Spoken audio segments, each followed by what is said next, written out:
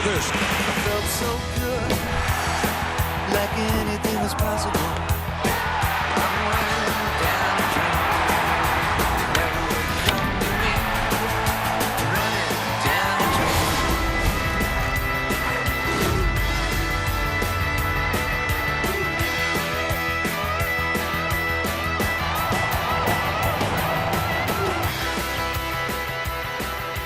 Better than 48,000 fans are ready for baseball in the desert tonight. The Rockies and Diamondbacks have met 19 times this year. Whoever wins meeting number 20 advances to take on the Los Angeles Dodgers. 2017 NL Wildcard coverage on TBS, presented by Hankook Tire. It's just one game. It's over for the loser. The winner gets the Dodgers. Rockies and Diamondbacks. Welcome, everybody. I'm Ernie Johnson along with Ron Darling. And Ronnie, we've seen enough of these games over the years to know they can be wildly unpredictable. Just look at last night's game in New York. But here's something we do know. In the MVP conversation, you got 4 players in this game alone. For the visiting Colorado Rockies, you have to start with Nolan Arenado.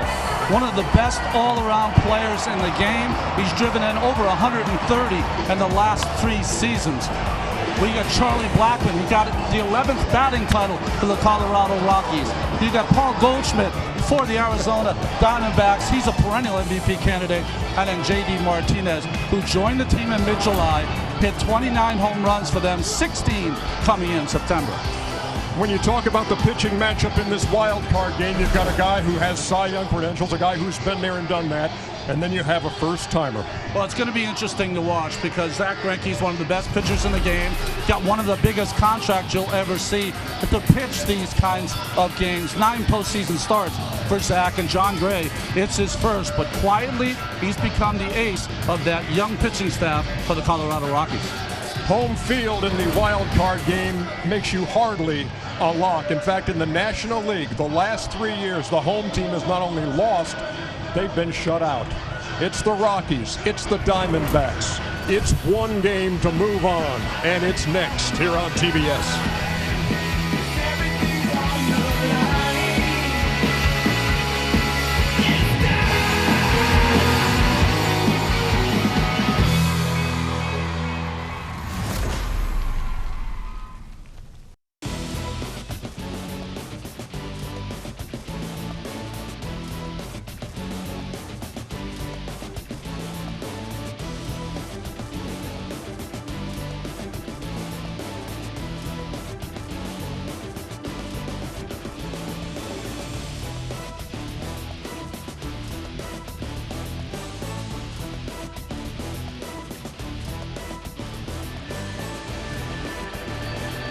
We welcome you back to downtown Phoenix, where it was close to 100 degrees today, and the roof will be closed here at Chase Field.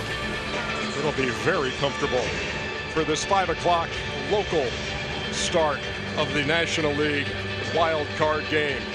Third member of our broadcast crew, Sam Ryan, who is field level. Sam, what you got? Hey, Ernie, well, one of the questions heading into this one, who would catch Zach Greinke? Would it be Jeff Mathis or Chris Iannetta? And Torey Lovello telling us this was a tough one before committing to Jeff Mathis, who really worked his way to become Greinke's personal catcher this season, developing chemistry. But in August, a game in New York, he suffered a broken bone in his right hand, went on the DL. He didn't return until this past weekend, was able to catch back-to-back games on Saturday and Sunday. Now, the hand is still swollen. He told me the biggest issue was being able to grip the bat, and he said it worked out, it was fine. So Jeff Mathis gets the start here. He will catch Greinke. And guys, this is something that's not new to him. He said since 2010, on 4 separate occasions, he suffered a broken bone in that right wrist or hand. Sam Ryan, thank you very much. Diamondbacks have taken the field. Tonight's batting order for the Rockies presented by Hankook Tire. Charlie Blackmon is this year's National League batting champ. The guy right behind him won it last year, DJ LeMahieu. Then you've got the veteran Carlos Gonzalez, one of the best in the business at third and offensively. Nolan Arenado hits cleanup, and it's Trevor Story, Gerardo Parra, who's a former Diamondback, Mark Reynolds at first, Jonathan Lucroy behind the plate, and John Gray gets the starting nod for the Colorado Rockies against Zack Greinke. I was telling you before about his 9 postseason starts. Those are his numbers from this year. Outstanding, 13-1 here in Arizona. But 3-3 in those 9 postseason starts for Zack with a 3.5 ERA. Defensively for the Diamondbacks behind Zack Greinke, you can see it. Gold glove for Pollock in center field. He's the captain out there. Lots of gold. Greinke is a great fielding pitcher and a great hitter. Goldschmidt, of course, can do it all at first base.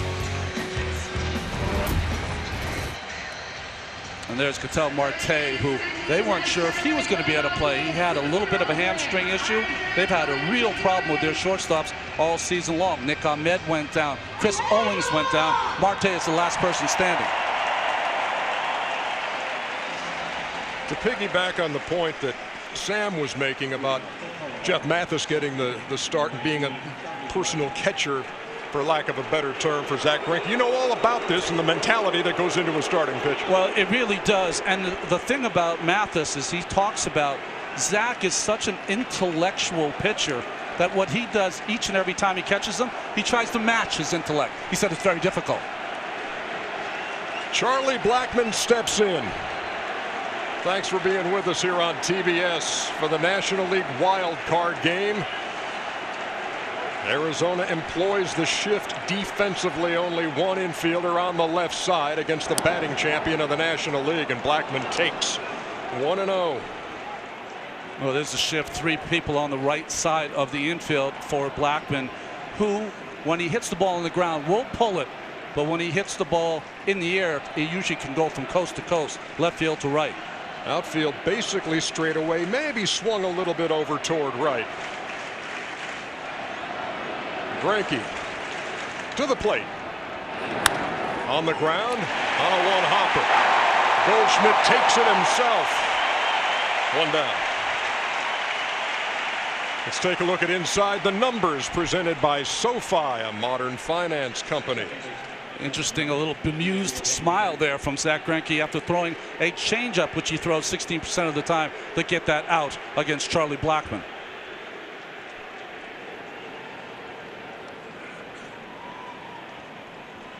DJ LeMahieu steps in. Not only did he lead the league in hitting a year ago, he's followed that up with a .310 season, good for number 7 in the National League. And Diamondbacks are going to play him straight up, as opposed to what they did earlier this year with a drastic supersized shift. What they did is they played left field completely open, and they had 3 outfielders from center over to right. They don't do that with Greinke because Greinke does a lot of the defensive positioning himself.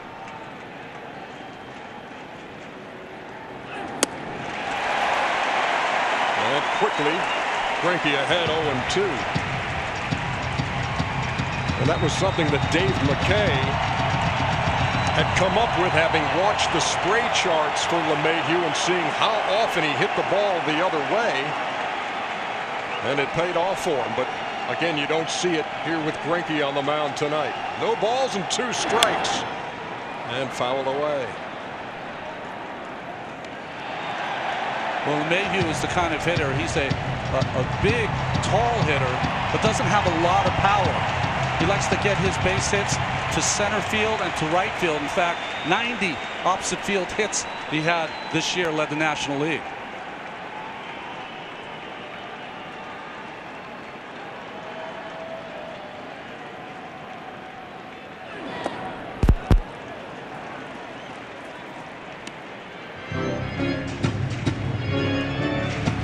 LeMahieu came up with the Chicago Cubs back in 2009. He said the fact that the Cubs traded him remains a motivating factor for him. Been with the Rocks since 2012. The 1-2. You see Greinke patting his side. He made a mistake with that pitch, a slider he left up in the strike zone, but fouled back by LeMahieu. He wants this to be off the plate. It caught a lot of the plate.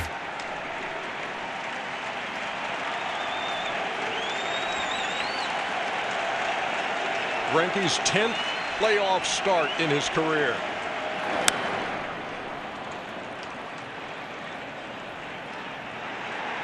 He's 3-3, an ERA of about 3.5 in 58 1/3 innings. You like the strikeout to walk ratio in those postseason games, 54-9.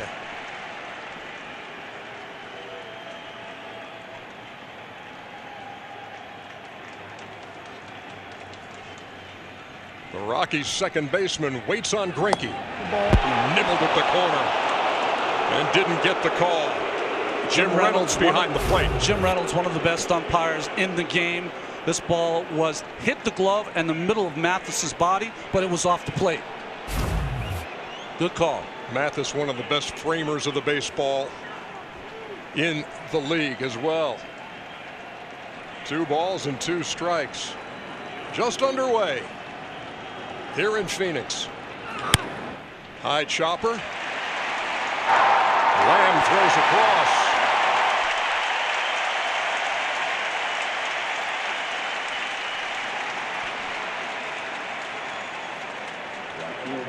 Can't ask for much more if you're an infielder than 2 one-hoppers right at you to get it started. Here's Carlos Gonzalez. He's one of the guys who has good numbers against Greinke in his career. Good numbers, and he almost made up for 5 months of hitting at the bad luck with a good September. You see a lot of this shift against the left-handed hitters for the Colorado Rockies. .333 with 5 homers in his career against Greinke, and he swings and misses.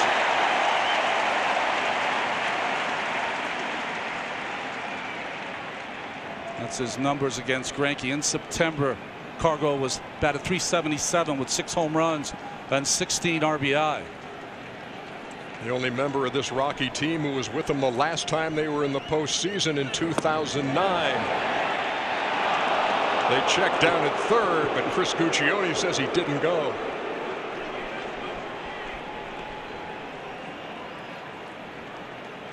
Well, so far you can see the game plan for Zack Greinke, at least the first time through the lineup. Almost every pitch has been away to these Rockies hitters.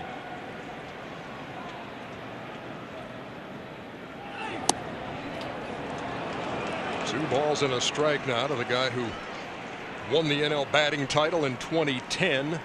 It's 25th year of Colorado Rockies baseball. They've had 11 batting champions.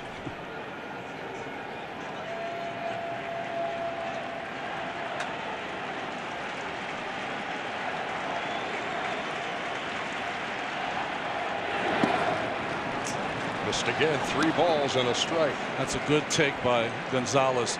You'll see Greinke a lot of times when he's behind the count, the left-handers, he'll use that split change that he uses. Gonzalez laid off it.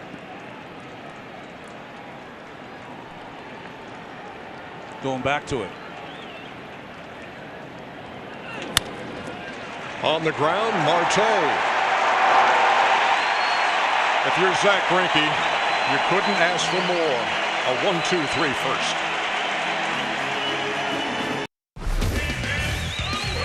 We welcome you back. Tonight's batting order for the Diamondbacks, presented by Hankook Tire. Peralta leads it off, then it's Marte, Goldschmidt, and JT Martinez. Beware. Then Jake Lamb, AJ Pollock, Daniel Descalzo, who leads the Diamondbacks in postseason experience. Jeff Mathis and Zack Greinke. And John Gray on the mound for Colorado. Bright lights, 1 game to move on. Well, John Gray makes it pretty simple. Almost starts from the stretch position. See his numbers. He won 10 games this year in only 20 starts. Missed the first 2 months with a stress fracture in his foot.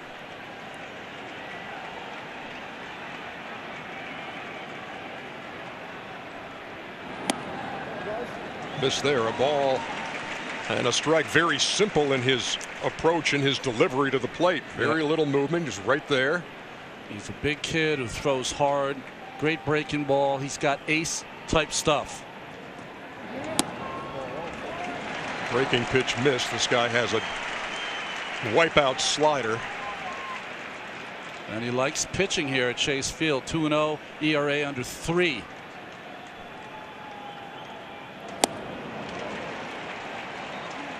One of the things he likes about it is one of the distinguishing features of this ballpark is that dirt path from the plate to the mound. Kind of an old school look when you look back at some of the old baseball films, and he just said it gives him a good feeling. It lines him up. He feels big and tall on the mound here, and it's just a good feeling. It's like a runway for a pitcher to throw strikes.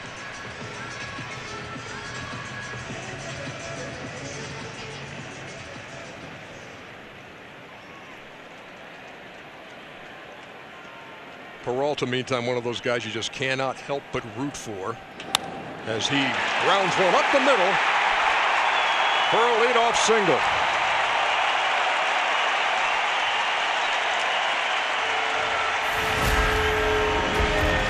Well, these are the pitch grips for John Gray. He's got that four-seam fastball, that spiker, one-finger curveball, circle change, but it was the slider that he just threw to David Peralta that resulted in a base hit. Getting back to the point on Peralta, here's a guy who thought his career was over at one point because he had shoulder surgery and he was a pitcher who became an outfielder. Playing in the Rio Grande Valley for the White Wings and working at McDonald's to have enough money to buy gas to go to ball games. There's another base hit. Marte with the single. Peralta on his way to third. He'll make it. And they're at the corners with nobody out here in the bottom of the first.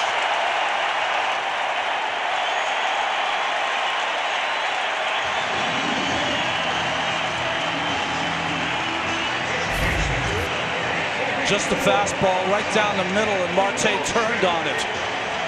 This is what the Diamondbacks do, especially with Peralta. The good hustle goes from first to third.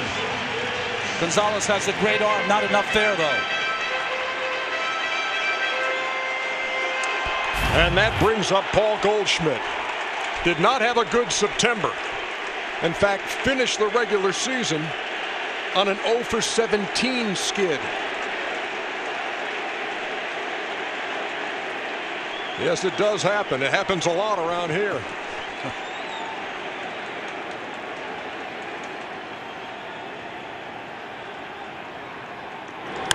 Breaking pitch, high in the air to left, back toward that wall, and gone!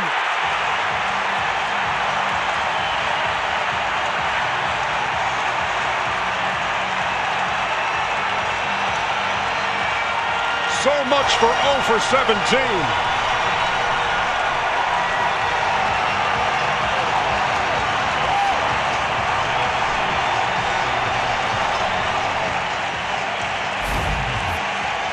Just a hanging curveball up in the strike zone. Goldschmidt did not miss it. Not only did he finish the season 0 for 17, that was his first hit off John Gray. He had been 0 for 11.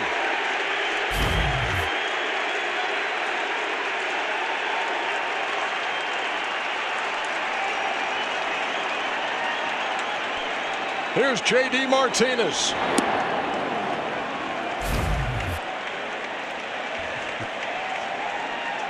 No need to tag up for David Peralta.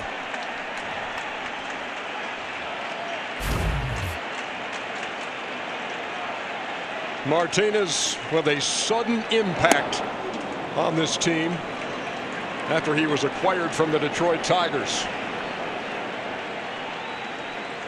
Look at that smile. There's the shift on Martinez to pull on the ground, but he has tremendous power to center and to right center. I mean, Ronnie, when you look at what he did in 62 games and knocked in 65 runs with 29 home runs, those are astounding numbers. 16 of them coming in September when the Diamondbacks needed them the most.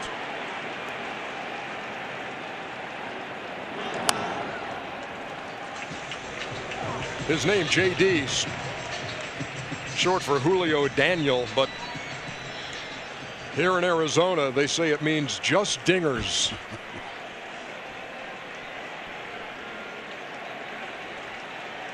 which is exactly what Paul Goldschmidt did.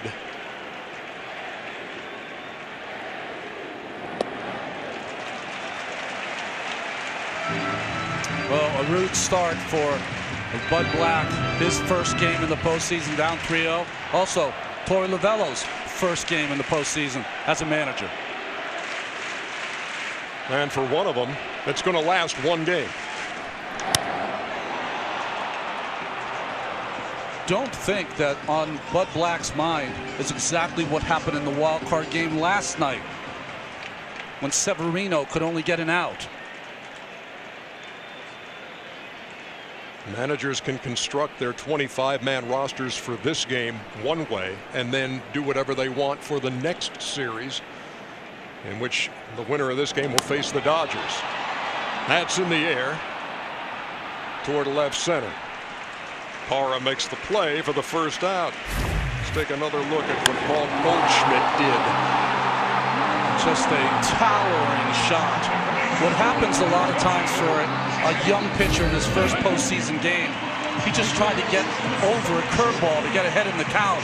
But when you're throwing as hard and the adrenaline is rushing as much as it is in his body, sometimes you hang it, overthrow it. One down now for Jake Lamb. 30 home run guy, knocked in 105. We were talking about all the MVPs in the Open. We left out Jake Lamb, who has 30 home runs, almost 100 RBIs. We left out Mark Reynolds, who has 30 home runs.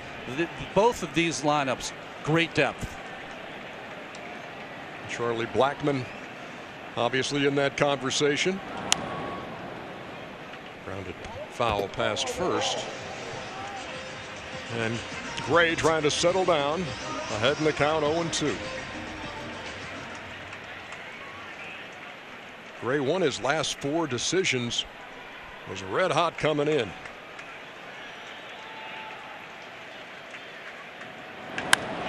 Well hit to right, base hit.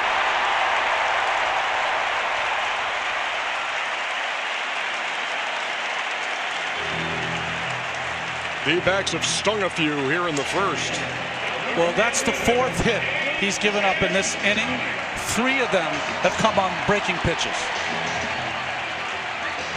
Pitching coach Steve Foster is going to go out and have a discussion with the young right-hander. That'll wake you up if you're one of our feathered friends. Those guys got in here before the roof was closed. Right. It's probably the most difficult and most important mound meeting Steve Foster might ever have with his youngster.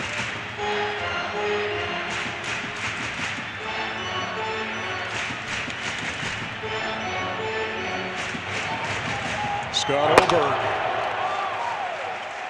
up in the Rockies bullpen in the bottom half of the first.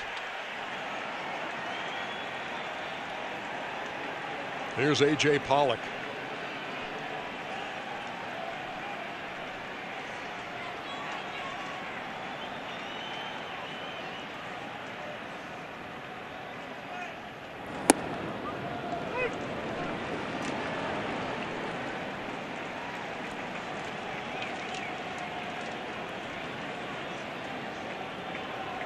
Pollock, a guy who's come back from a tough injury in 2016. He broke his elbow sliding into home in spring training. He hit .266 this year, 14 homers, knocked in 49. And he's behind in the count, 0-2. You know, he was a big part of their ball club to start the season last year, and when he couldn't make the call with that fractured elbow, that's one of the reasons that Arizona had such a tough year, only winning 69 games, but they flipped it and won 93 this year with 69 losses. The Rockies actually spent more time in first place in the National League West this year than the Diamondbacks did, eventually both finishing behind the Dodgers.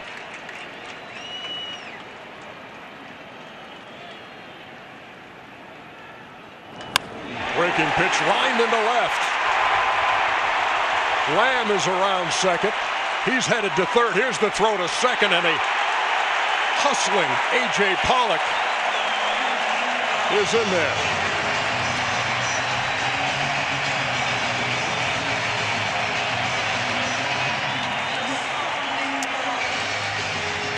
Boy, the Diamondbacks so far are giving a clinic on how to hit the breaking ball. That's 5 hits for them on the breaking ball, and they're putting a clinic also on going from first to third, a hustle double, and that was on an 0-2 count.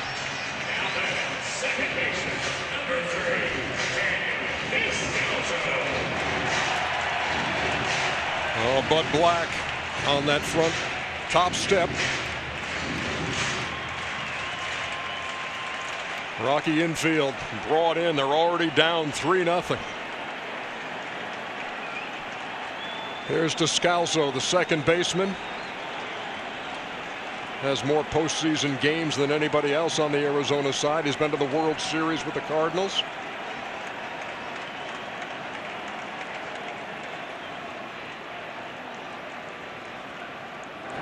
Ball out. He also was a Colorado Rocky for a couple of seasons.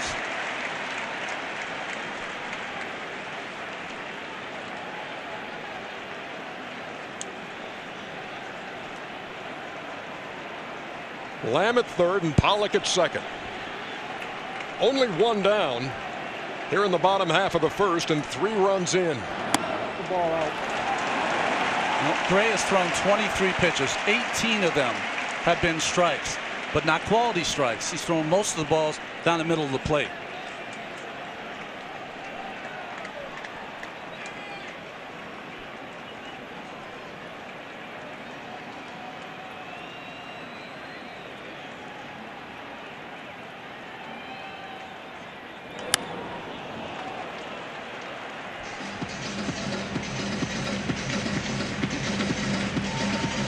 See the expression on Bud Black's face. It's almost squeamish, like, do I have to go get my young pitcher?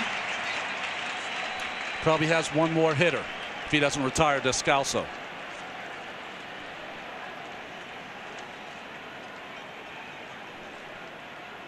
Two balls, 1 strike.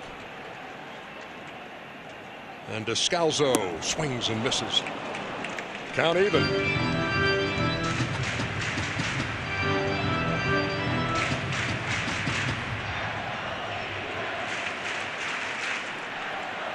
Gray's won a couple of games in this ballpark this season.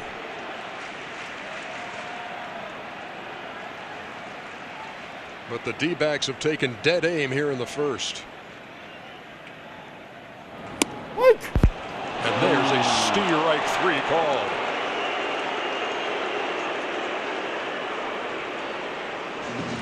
Well, that was a high backdoor slider from Gray, and he gets the call from Jim Reynolds. That's one of those pitches that a hitter will kind of give up on. Thinks it's not going to break back over the plate. It gets the call from Reynolds. Now, most of the time, you might walk the 8th place hitter to face the pitcher, but Greinke's one of the best hitting pitchers in the National League. Mathis wants time.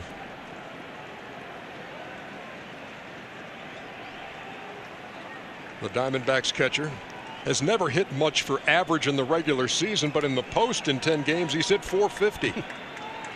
Go figure.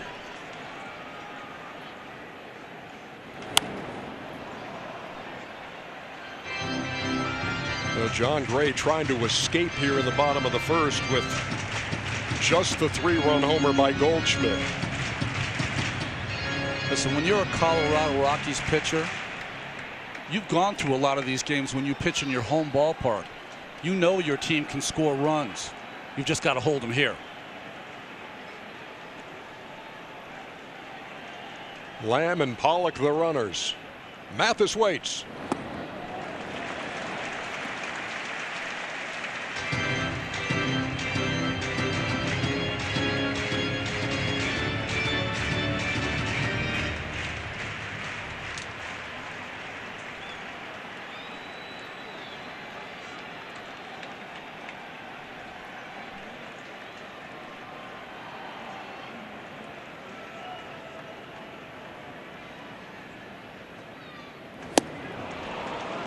1 ball and 2 strikes.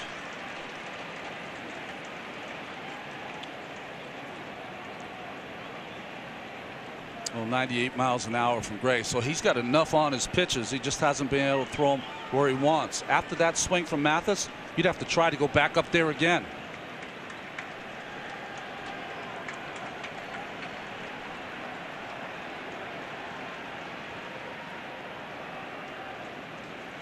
The 1-2 reached out and fouled it away.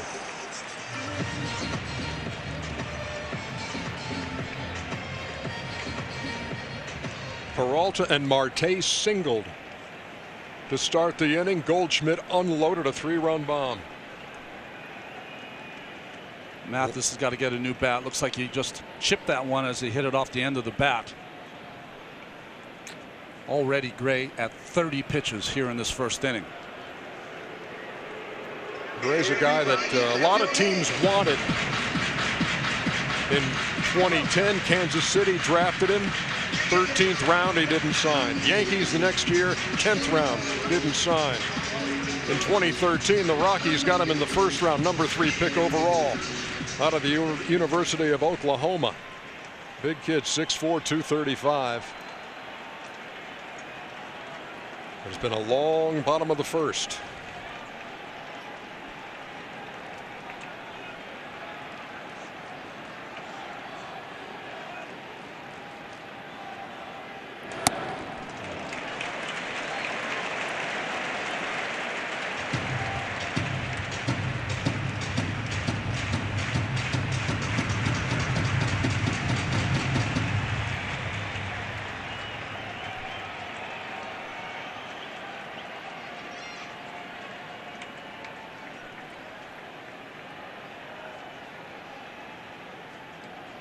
Mathis waiting on Gray as we await a 2-2.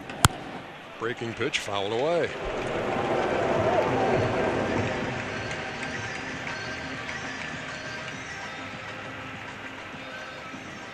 Andrew McCutchen. So much for the 0 for 17 skid. Showed why it meant nothing. Well, these guys that play every day, they are banged up by the end of the season. Maybe just some rest is what Goldschmidt needed.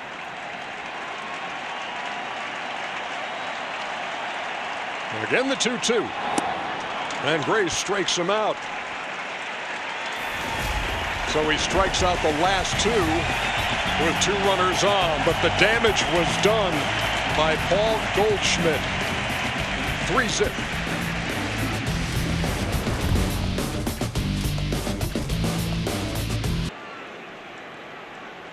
Live every postseason moment with MLB.com at Bat, the #1 app for live baseball.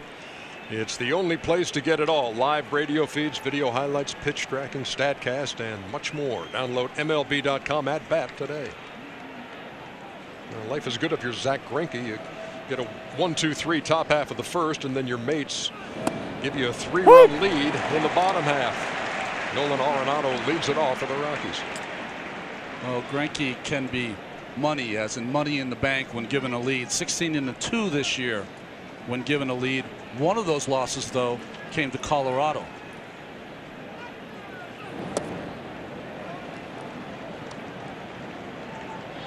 Arenado coming off back-to-back seasons in which he led the National League in RBIs, and he was 2 behind Stanton this year.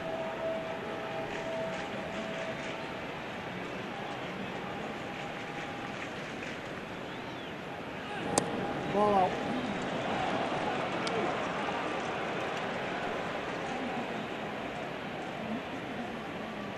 Greinke is so precise with his pitches. He'll bite off as much of the plate as the umpire allows. So far, Jim Reynolds has had a pretty strict and tight strike zone. The 2-1.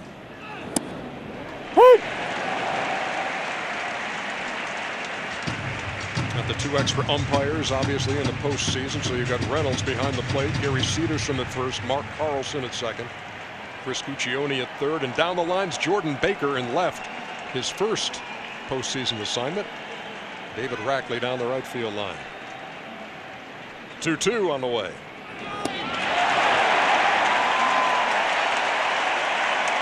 A tantalizing breaking pitch that got Arenado.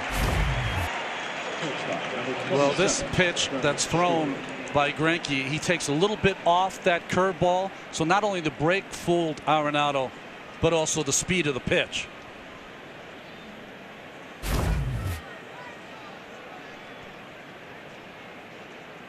Brings up Trevor Story, another guy who's had success against Greinke in his career.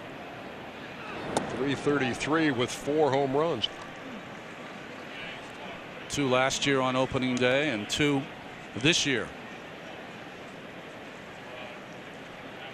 See that franchise record Ks. He's kind of an all or nothing kind of hitter.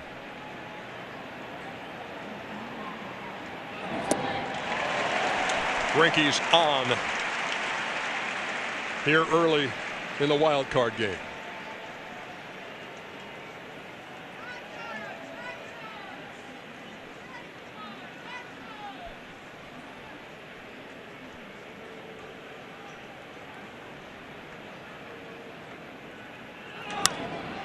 In the air, deep left field. Peralta is back, but he's got room on the track. 2 down.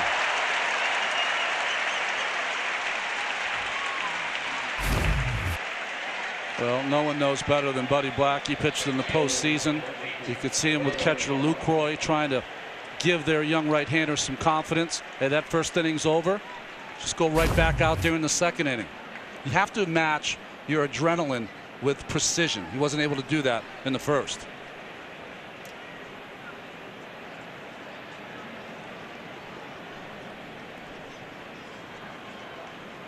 Two up and 2 down now, and Gerardo Parra stands in. Another guy who hit better than 300 this year for the Rockies, and he takes a strike.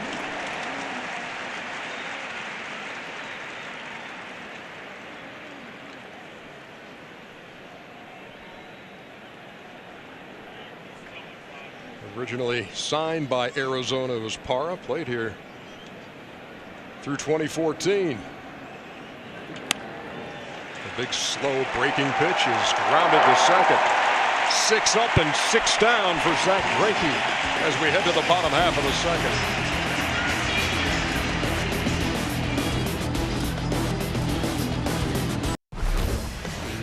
Don't miss a minute of the American League Division Series presented by Doosan. Boston Red Sox, Houston Astros game 1 at 4 o'clock Eastern on MLB Network, followed by the Yankees and Indians game 1 on FS1 at 7:30 p.m. Here on TBS tonight, you're watching the wild card game in the National League. We move to the bottom half of the second inning. And you cannot let up as a pitcher when you see your opposite number come up there, because Zach Greinke can handle the bat. He's hit 6 home runs in his career.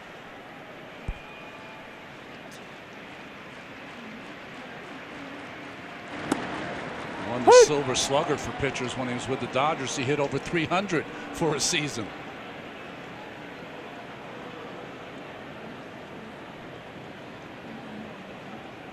John Gray ahead in the count, no balls and 2 strikes.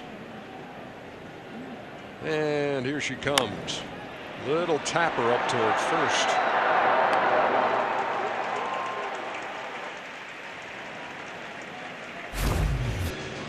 We'll see when he releases John Gray the pressure on that metallic spikes that he has on and that push off the rubber. You know, we showed Bud Black and Jonathan Lucroy talking to John Gray. A lot of that conversation will go this way. Hey, you're fine. Just hold them there. You know we're going to score some runs. Don't worry about it. Just keep them right where they are. David Peralta has singled up the middle for the second time. Takes a big turn and then retreats to first. He's 2 out of 2. You know, Peralta is grabbing his leg. He grabbed it first when he went from first to third. Seemed like he injured himself there. And here with the base hit on the breaking ball, the hustle down the first base line.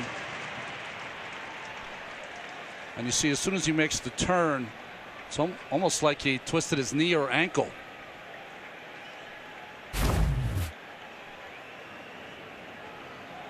He'd been bothered by a stiff neck in recent days.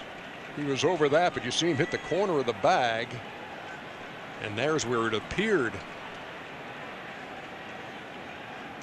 that he came up a little gimpy, but he stays in there. Ketel Marte steps in. Singled his first time.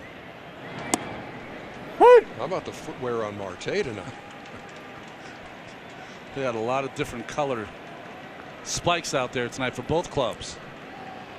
It's a time to shine. Almost got the turquoise, kind of a Phoenix vibe going to it. The 0-1. Already the pitches by Gray more quality than in the first inning, but Oberg is still up.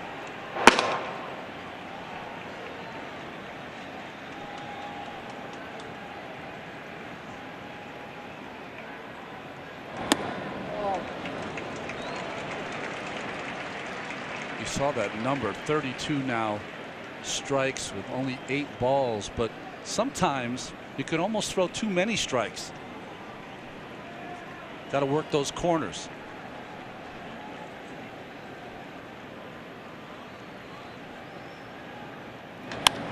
The 1-2 into the gap in right center field. That ball's going to get down and roll all the way to the wall. Peralta around second on his way to third. They're going to wave him. Here comes the throw to the plate. It's late. And the Diamondbacks have a 4-0 lead.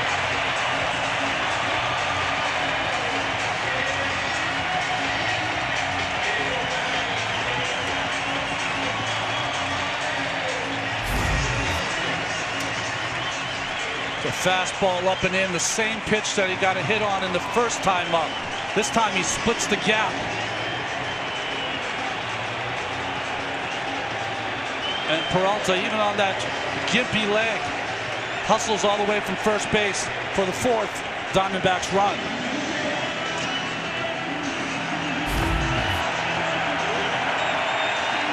Short night for John Gray in his postseason debut. Roughed up by the Diamondbacks, and he leaves in the second. Scott Oberg coming out of the pen for the Rockies. Let's take a look at tonight's playmakers presented by Alfa Romeo. Paul Goldschmidt, twice a runner-up in the MVP. Balloting once to Andrew McCutchen, who tweeted earlier about the home run that he did.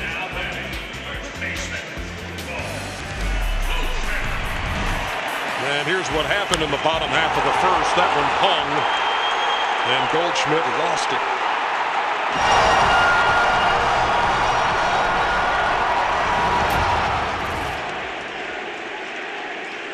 And he steps to the plate now to face Scott Oberg.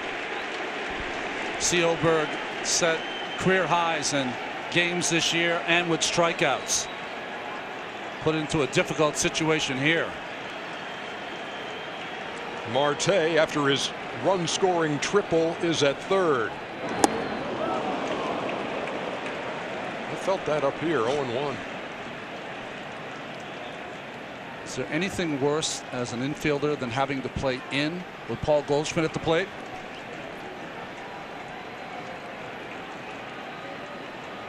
With Arenado and company looking down the barrel at the guy who barrels up a lot of balls is Goldschmidt. But he's behind 0-2.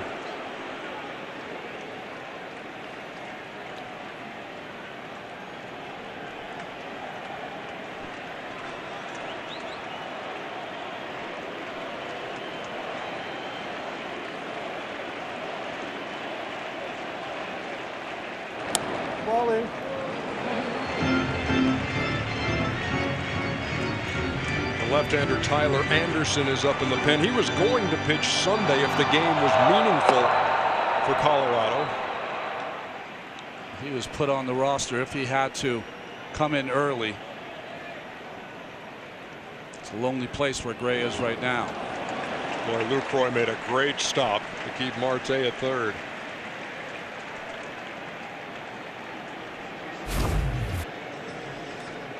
Just a hard slider that hit before the plate. And Lucroy just caught it right in the middle of his chest protector. Put a clinic on blocking the ball there.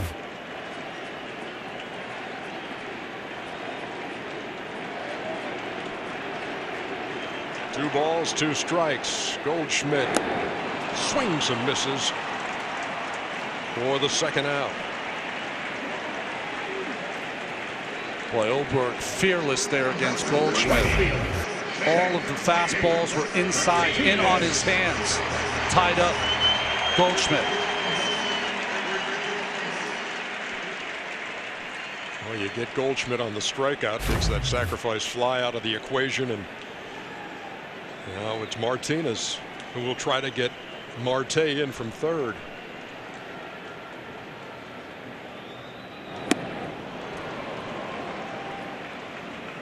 Well, I've seen Oberg throw a lot. I've never seen him throw 97 miles an hour. He is pumped up. Playoff baseball will do it to you.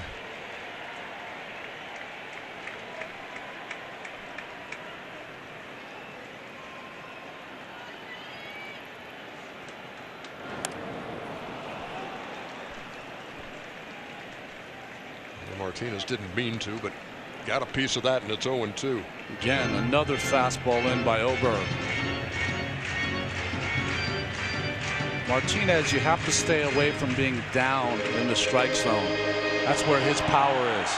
So when you get ahead of him, you try to elevate the fastball.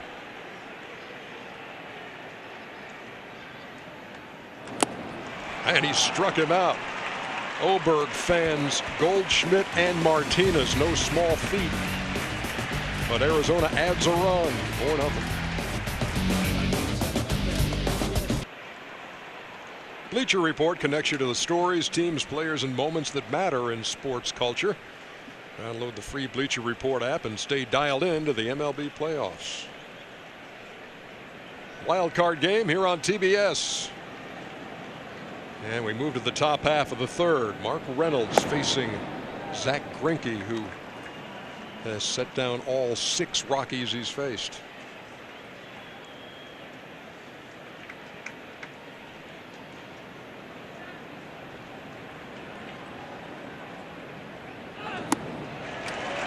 Back in 2007, when the Rockies beat the Diamondbacks, Reynolds was an Arizona player. 2007, the last time these franchises won a playoff series.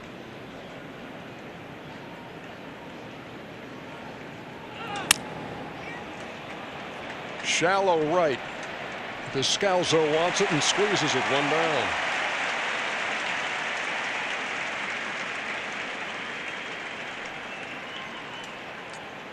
Well, there's a lot of different ways to judge a pitcher. Soft contact is one of them. It's been a lot of soft contact from the Rockies off Greinke so far. Only one putout made by an outfielder in this one. And that was on Trevor Story's fly ball to the track. Here's Jonathan Lucroy, who used to catch Greinke in Milwaukee.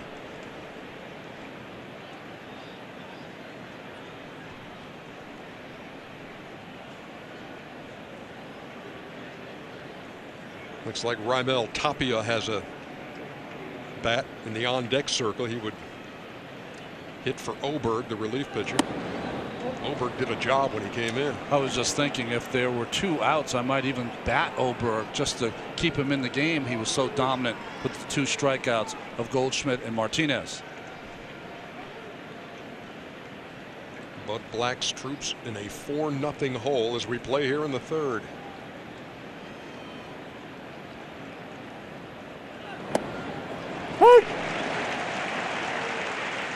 Greinke has this innate ability to keep you off balance, keep you guessing.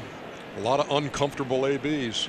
Well, I think he does a lot what Greg Maddux used to do in his prime. He judges the batter's swing, how they approach certain pitches, and he counters with something different if they're on a certain pitch.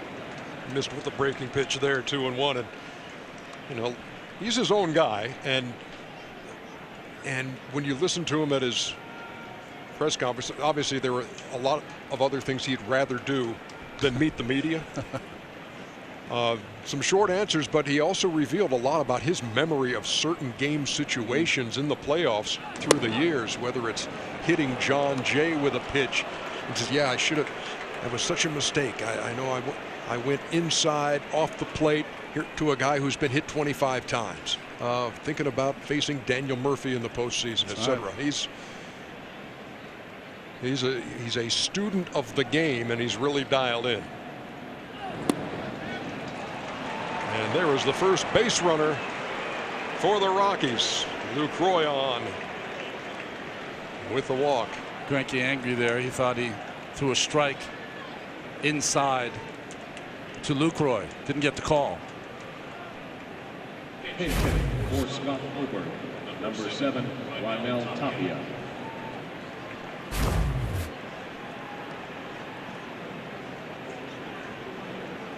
Raimel Tapia will pinch hit here in the third.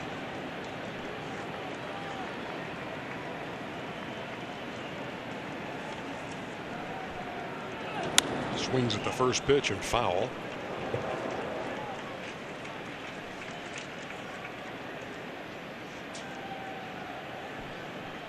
Tapia, an international free agent signing back in 2010. Appeared in 70 games this year, hit .288. Not a big power guy, knocked in 16 runs. Trying to spark a rally for the Rockies here in the third. Breaking pitch, lined into right field, base hit. Lucroy is around second. And they are at the corners with one down here in the third.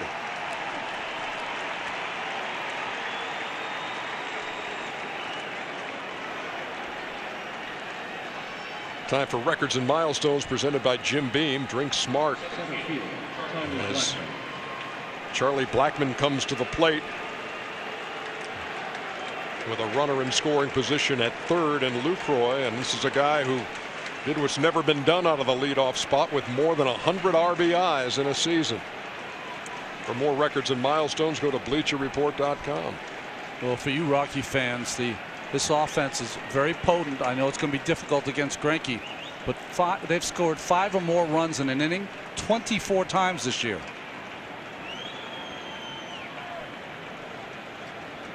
Blackmon grounded to first his first time.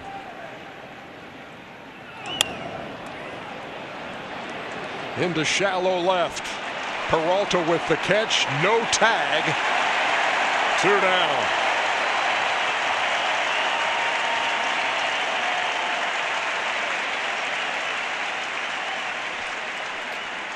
Well, there's really nothing Lucroy could do. The ex-pitcher, David Peralta, was coming in aggressively on that ball and got a lot behind that throw. Lucroy would have been a dead duck. And Blackmon will be kicking himself, a guy who relishes those opportunities to get his team on the board, but not deep enough on the fly ball to left to score Lucroy. So they stay at first and third, now 2 down for LeMahieu.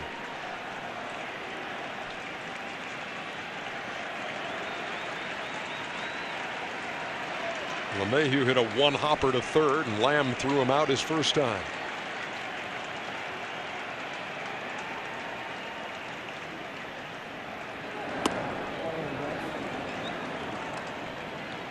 See, that first pitch was in to LeMahieu. With Goldschmidt holding Tapia at first base, that opens up that hole between Goldschmidt and Descalso.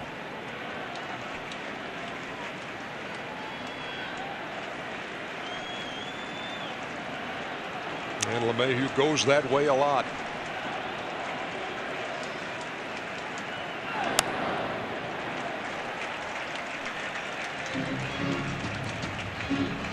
So big for Colorado to score with this opportunity and start to chip away, down 4-0. Because you don't know how many opportunities against a guy like Greinke you're going to have. Yeah, you don't have to get them all back at once, but you do want to dent the armor of Greinke.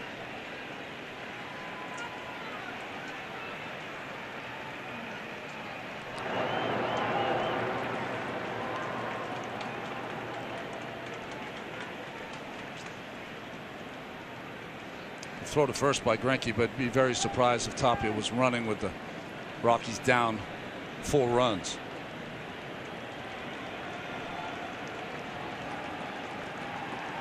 The runners lead from the corners as we wait on a 1-1 with 2 down. Taps slowly to short. Marte. Nifty. We head to the bottom of the 3rd. Coverage of the wild card game presented by Hankook Tires. As we welcome you back to Chase Field in downtown Phoenix. And the home-standing Diamondbacks coming to the plate with a 4-0 lead and facing the 3rd Colorado pitcher of the night. That's Tyler Anderson. 15 starts for Anderson this year, 2 relief appearances, both against the Diamondbacks. He was one of their hottest pitchers, though, in September. Jake Lamb leads it off. Swings at the first pitch and found some room.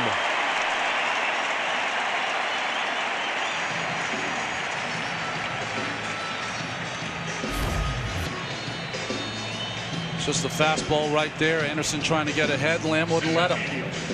Now watch the motion. Watch his front foot, how he kind of kick-starts a motorcycle with it a couple of times. Whatever works.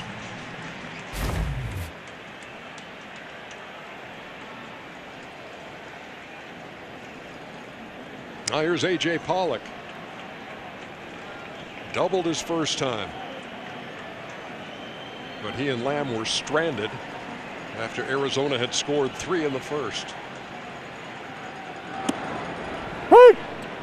Anderson, when he's at his best, he's a guy that doesn't overpower you, keeps the ball down.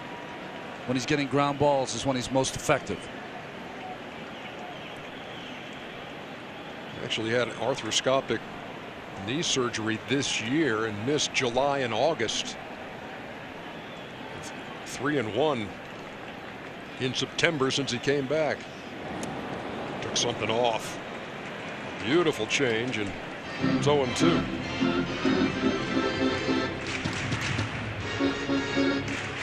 Nothing quite as pretty as a perfectly executed changeup.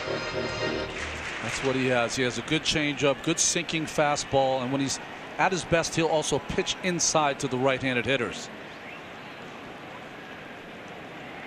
There's a fastball in.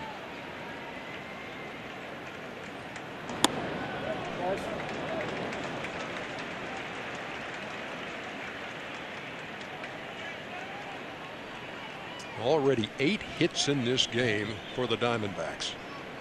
One of them left the park, that from Goldschmidt in the first.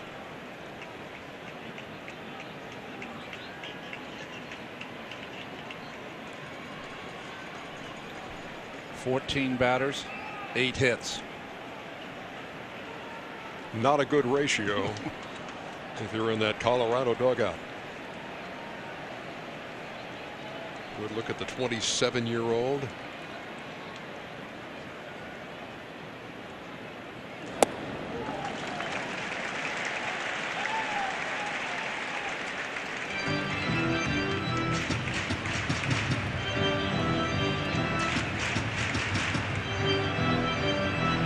Anderson, a Las Vegas guy who grew up idolizing another Las Vegas product, Greg Maddux.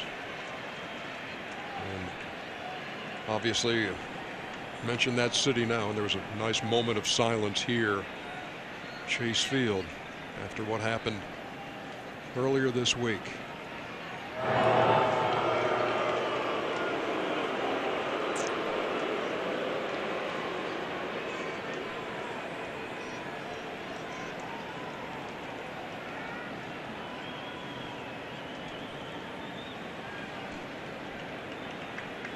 That's Jake Lamb, who singled to lead off the third.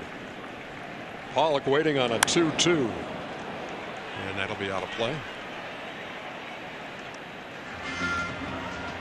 Arizona and Colorado basically, once the Dodgers took the lead in the National League West, grabbed those top 2 wild card spots and would not let them go. And Colorado had a bit of a fight on his hands in the month of September because the Brewers and the Cardinals were both in it. And then on the second to last day of the season, the Cardinals rallied to beat Milwaukee and knocked the Brewers out, and the Rocks were in. There's that change again, and there's one down. Moments ago, Sam Ryan spoke with Rockies manager Bud Black. But as you're watching the first inning unfold and watching John out there, what are you thinking as far as what's going on with him? Well, it looked to me as though the ball was up and they jumped him quick. You know, Peralta swung at the first pitch of the game. Marte swung at his first pitch. That actually was a pretty good pitch. Then he hung a breaking ball to Goldschmidt on the first pitch. So just elevated, not much control. How much was that nerves? You know, I'm not sure. I mean, before the game, John seemed fine. This was, you know, his first experience, but I think it was more about location than anything. Thanks so much, Bud. Our thanks to Bud Black for his time in between innings as Descalso fouls it off. Bud Black was the manager of the year in the National League in 2010, at the helm of the San Diego Padres, and was on Mike Scioscia's staff when they won a World Series. The Angels did, and as a pitcher, 121 and 116. I think the manager of the year in the National League is going to come from one of these two dugouts, Lovullo or Black. It's quite a move by Anderson. He doesn't really step that much to first base. Very deceptive move.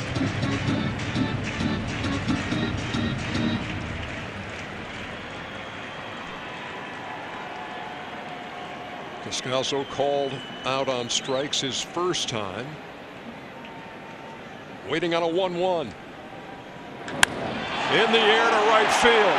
Well hit and gone.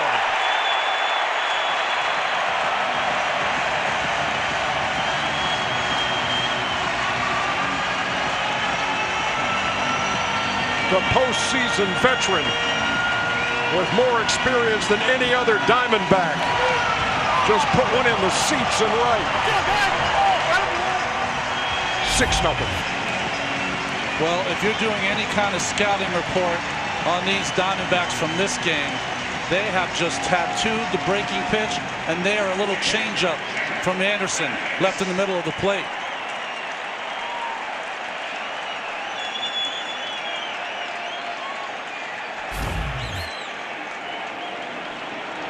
Here's Mathis. Swings at the first pitch. Playable for Blackmon in center. 2 down.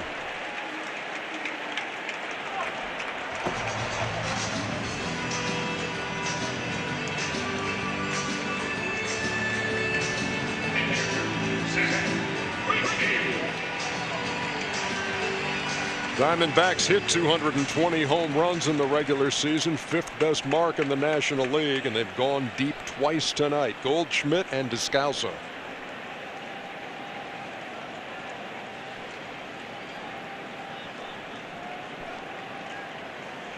And now here is Zach Greinke, who has himself a 6-run lead.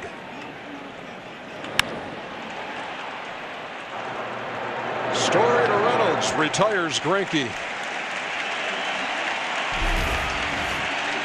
But the Rockies snake bit here in the wild card game. It's 6-0.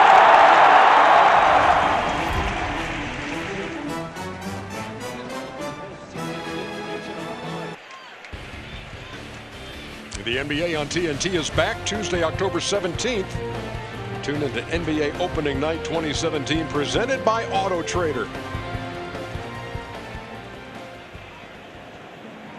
The wild card game continues here on TBS from Arizona, where the home team has had it all its way as we head to the top half of the 4th, and Carlos Gonzalez leads it off. Grounded to short his first time.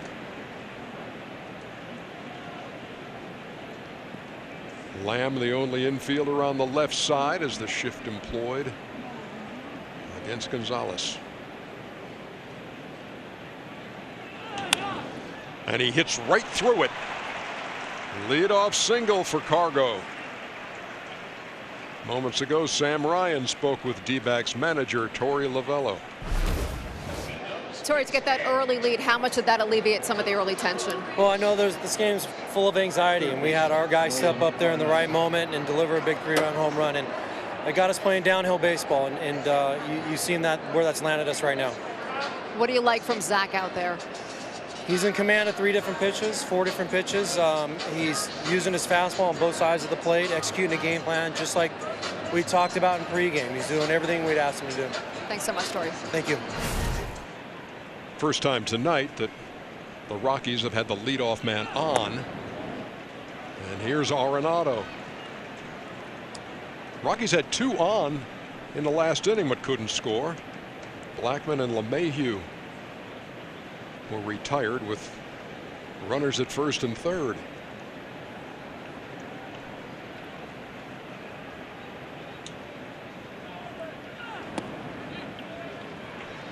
What's the biggest mistake you can make, Ronnie, if you're a starting pitcher working with a 6-0 lead? I think that you come off your game plan, like Torey Lovullo was talking about. Zach's got that game plan. Because the offense of the Rockies is so potent, you can't just drift away and start challenging their hitters. You got to stay on the corners if you can. He struck Arenado out his first time. He's behind in the count 2-0, and a big cut by the Rockies' third baseman, who hit .309 with 37 homers and 130 runs batted in. You know, whenever you're talking about Rockies hitters, it always seems invariably the splits come up. How they hit at home or on the road. Well, for Arenado, 19 home runs came at home, 18 on the road.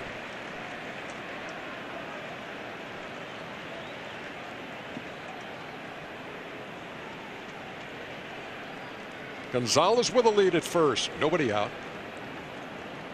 And Greinke set to deal the 2-1. Fouled out of play. 2 balls and 2 strikes. The one number that you see up and down this lineup of Colorado against Greinke, maybe not high averages, but a lot of home runs from this lineup against that.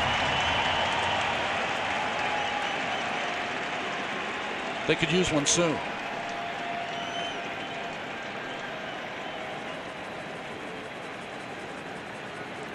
Greinke, a former Cy Young winner, working with a 6-0 lead.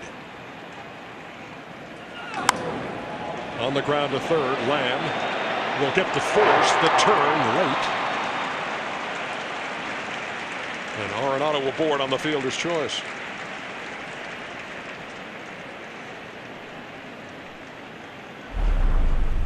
Well, it's the top of the second inning, the strikeout of Arenado. See where he releases that pitch. They all come from the same spot, the same tunnel. That's why it's so difficult to figure out what pitch you're getting from Greinke.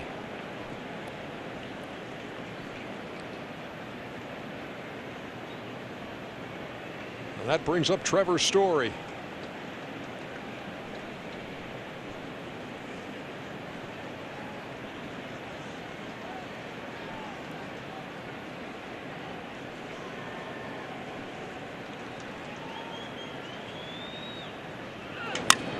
Shattered his bat, and it got through into center field. Runners at first and second.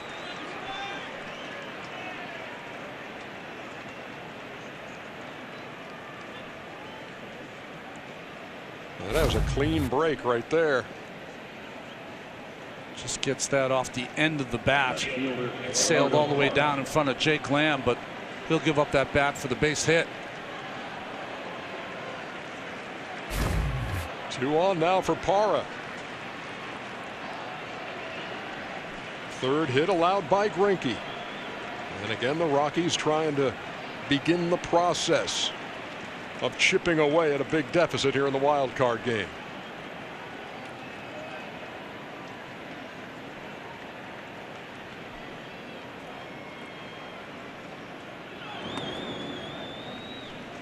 It's a difficult decision for Bud Black whether to play Parra, the ex-Diamondback, or to start Ian Desmond in left field.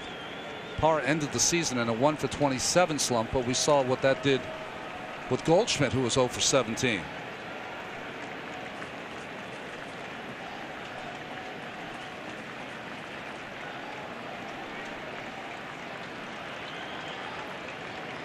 Runners lead from first and second. Here it comes back up the middle. That's going to get through for a base hit. Arenado around third. He will score. The Rockies are on the board with runners at first and third.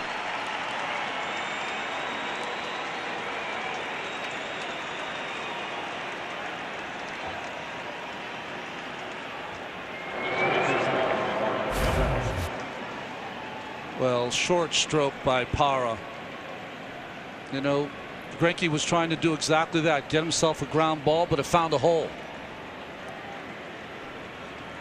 Stu Cole waving Arenado around, and now it's a 6-1 game. Still just one out. Runners at first and third. And here's Reynolds, who's got 4 career home runs off Greinke.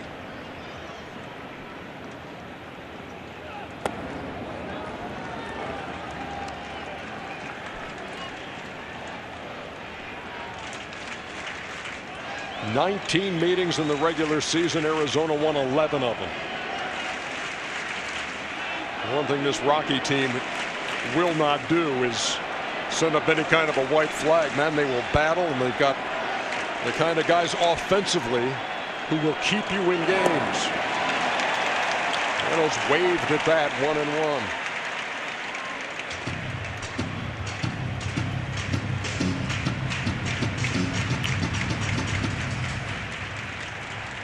Mark Reynolds hit 121 home runs as a D-back.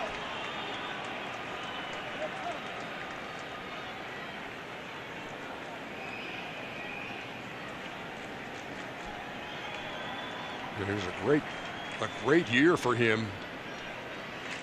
Career high in RBIs with 97.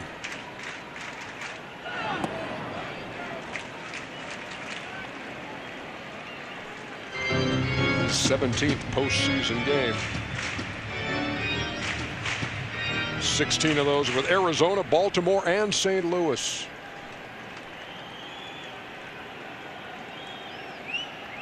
And you know, with one swing, this is a brand new ball game.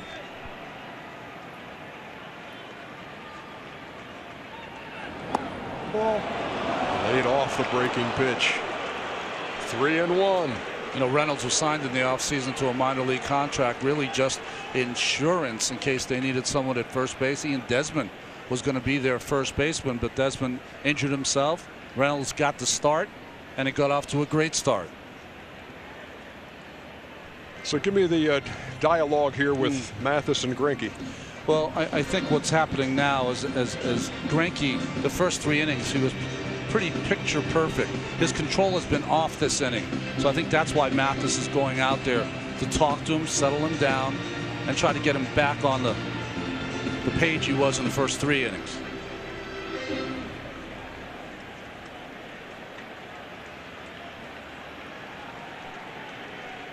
Rockies have broken through to get on the board here in the 4th. Threatening for more. Hitters count to Reynolds. 3-1.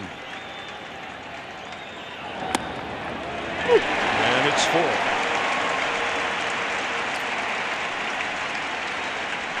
Well, you've got a hitter up who's got great power. He strikes out a lot. But if you're going to come back in the game, you've got to get these runs in from third base with less than 2 outs.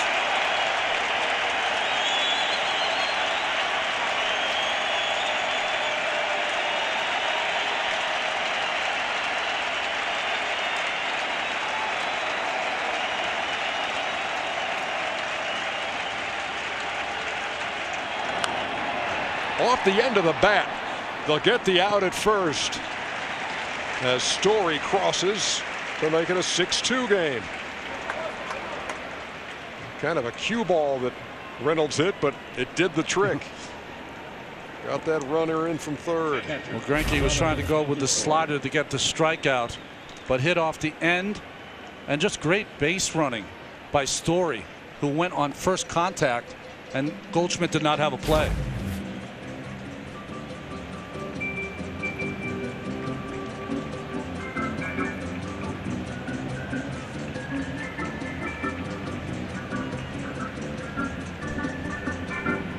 All right, so 2 in. And Parra at second with 2 down for Lucroy, who walked his first time. Rockies cutting the deficit to 4 here in the 4th.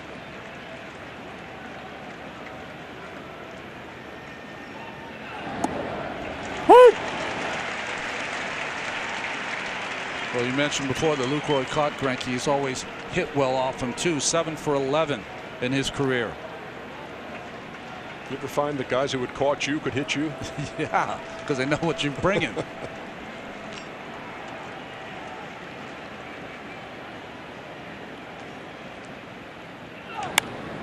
Into right field, tailing away. Martinez won't get there. Lucroy with a run-scoring double as Parra scores, and it's 6-3.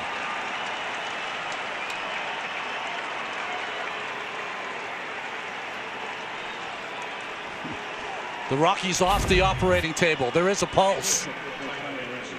Fastball away, good hitting by Lucroy, going with it.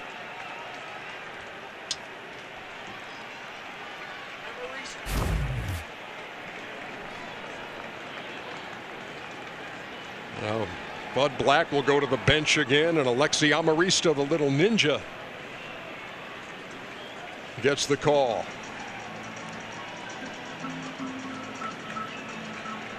Mike Butcher wants to talk to Zack Greinke. So how about this Rocky rally in the 4th? They've scored 3.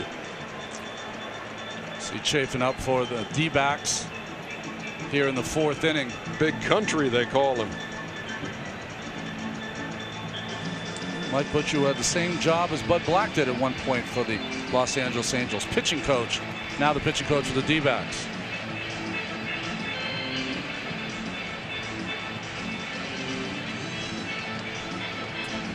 You see during the regular season, sometimes the umpires break that up a little quicker.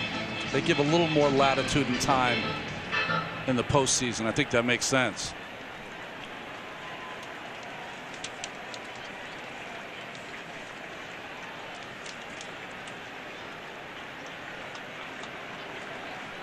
Arista is a guy who played for Bud Black in San Diego. 5'6", 150. Line drive up the middle. Lucroy around third. He's going to score. It is a 6-4 game.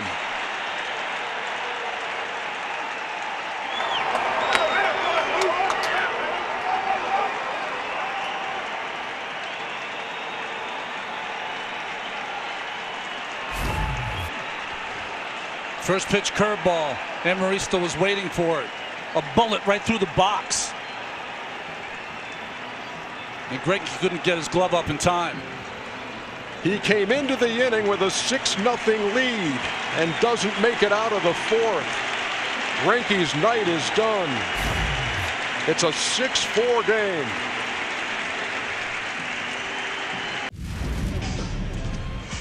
Tonight's upcoming schedule is brought to you by Hankook Tire. Cubs and Nationals playing Game 1. Ronnie and I will be there with Sam Ryan on Friday. The winner of this game taking on the Dodgers in Game 1 of the NLDS. And then Saturday, it's Game 2 in both of those series on TBS. 5 hits in the inning for Colorado, 4 runs in. 6 hits in their last 10 at bats off Greinke. That's why he got the hook, and Andrew Chafin's in. Set a career mark with not only strikeouts but also appearances. And he'll face the top of the order in Charlie Blackmon, who's 0 for 2. He represents the tying run here in the 4th.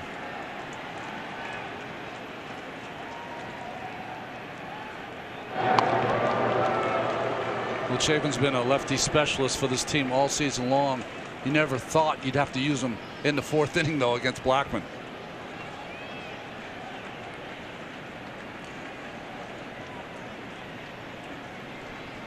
'71 appearances for Chafin, most on the team, but none bigger than this one.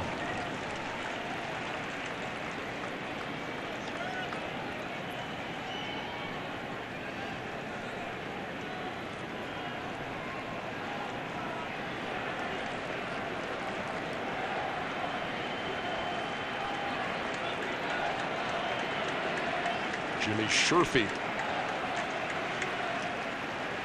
the young right-hander, getting loose in the pen.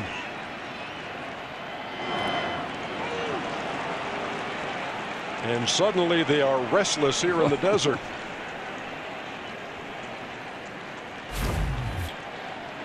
Nice block here by Mathis. Just a shocking development here. You just count on Greinke to protect the lead when he's given a 6-run lead, but he wasn't able to. But you also count on stuff like this happening in the wild card game. We were, you know, remember when John Lester had the big lead for Oakland in Kansas City, and we know how that turned out.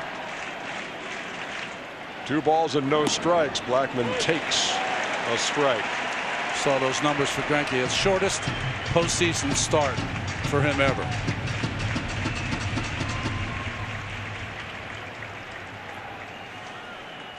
It was a short evening too for John Gray, an inning and a third.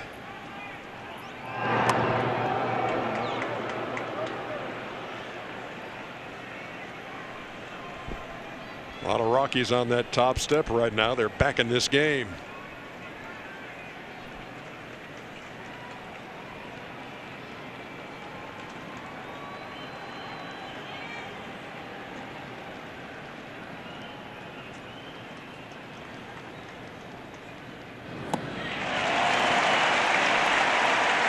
Fooled Blackmon with that one. The count's even. 2 balls and 2 strikes.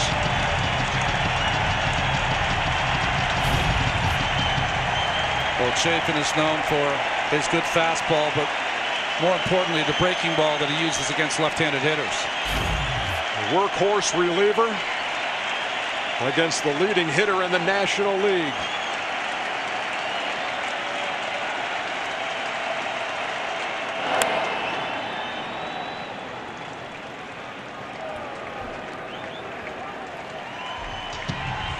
Blackmon making sure that lumber's not broken.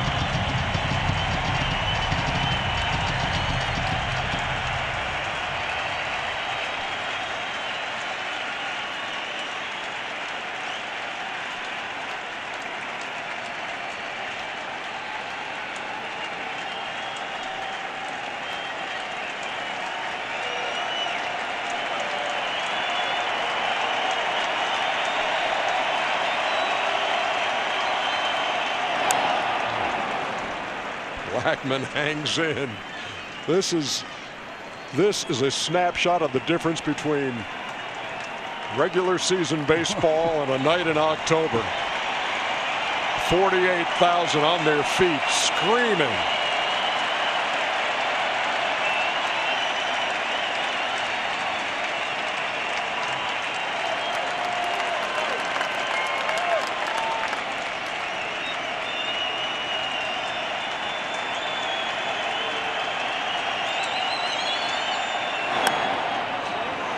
Blooper. Will it fall? No! What a play! Pollock in center field. Leaves his feet to make the play. And to keep it at 6-4. He's got a Gold Glove on his shelf, and he's made a big play to end the 4th. 2017 NL Wild Card coverage on TBS presented by Hankook Tire. Well, we got ourselves a game after a 6-0 lead for Arizona. And Chris Russin, the 4th Colorado pitcher as we go to the bottom half of the 4th. Led the National League with 85 innings, did Chris Russin. He's their long man that they'll use 2 or even 3 innings. Pitched 3 innings plus over 5 times. He faces the top of the Arizona order. David Peralta's 2 out of 2 and has scored twice. Rustin has a sneaky little way about him. He'll sometimes speed up his windup and catch the hitters off guard.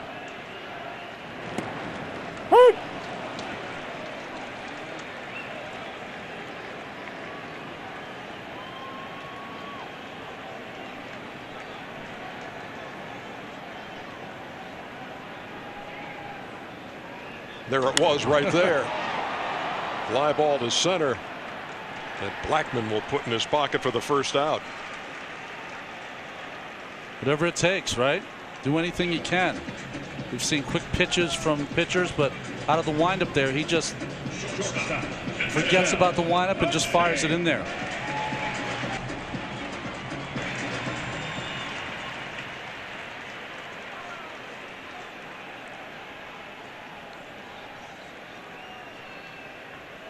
Here's Ketel Marte, who is also 2 for 2, a single and a run-scoring triple.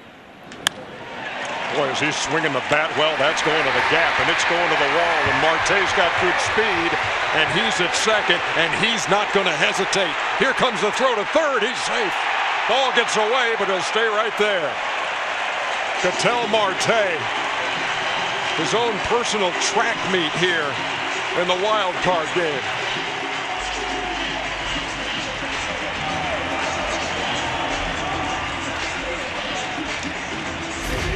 We've done a lot of wild card games. I've never seen anyone have 2 triples in a wild card game.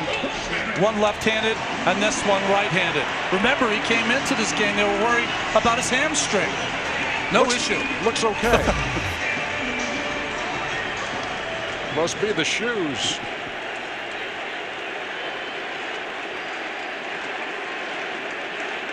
Here's Goldschmidt.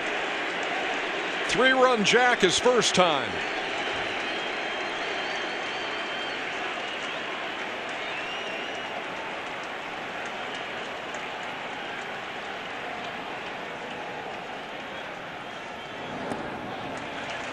Again, the drawn in infield for the Rockies.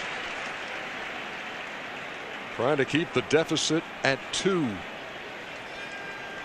Last time in this situation, Scott Oberg was able to strike out Goldschmidt and Martinez.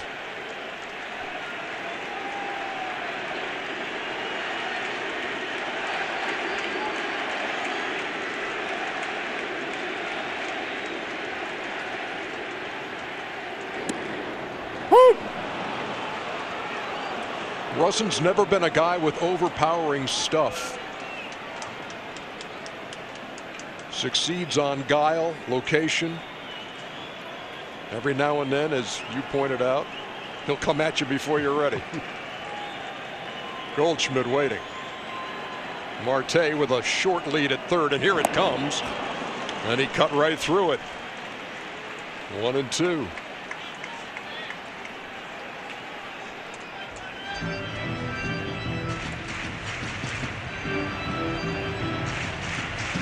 Now, if he was pitching from the stretch, he wouldn't be able to drop his hands and go like that because you'd have to pause. But he's pitching from the windup. That's why he's able to quicken that motion.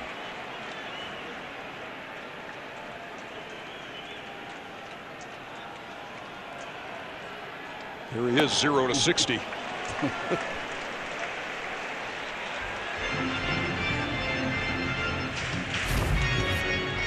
I mean, he just kind of sidesteps and lets it go. Just eliminates the leg kick.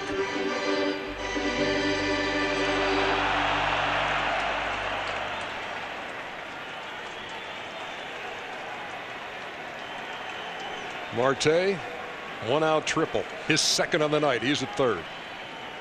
The 2-2 to Goldschmidt. Grounded off of Arenado. Throws across and got him. Arenado's a Gold Glove third baseman. That was a bullet.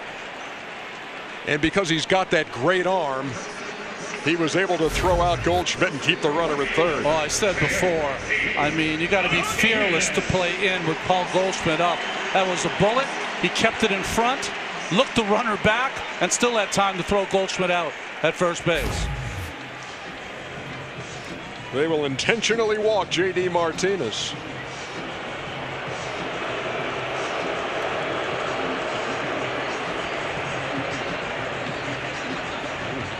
Now, if you're watching it this year, haven't watched a whole lot of baseball, and used to see the catcher put his arm out, and you'd have to throw the 4 pitches. And it's one of the changes this year is the intentional walk. Is we want to put this guy on? Okay, go ahead. So runners at the corners with 2 now,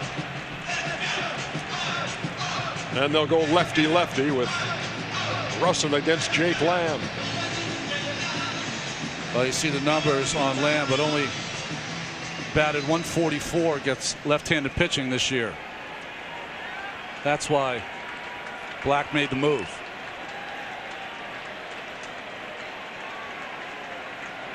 He's 2 for 2 with a run scored. He singled off the lefty Anderson his last time.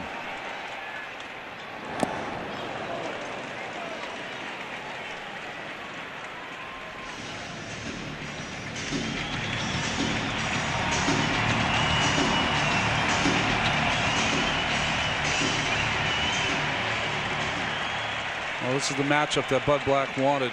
Jake Lamb 0 for 8 in his career against Chris Russin.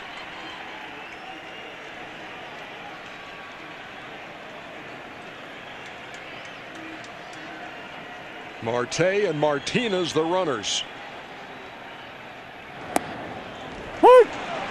Out the corner, 0-2.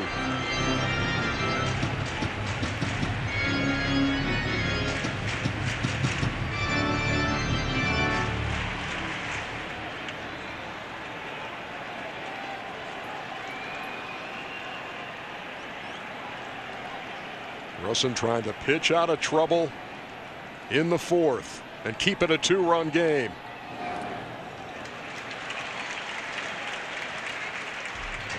Russin's a guy who grew up playing high school ball in Detroit, and one of the guys he faced in the championship game of the Catholic League is the guy playing second base behind him right now, DJ LeMahieu. Faced each other in the SEC also at Kentucky and LSU, and here they are, teammates on a Colorado team trying to make its way to the NLDS against the Dodgers. They trail by 2.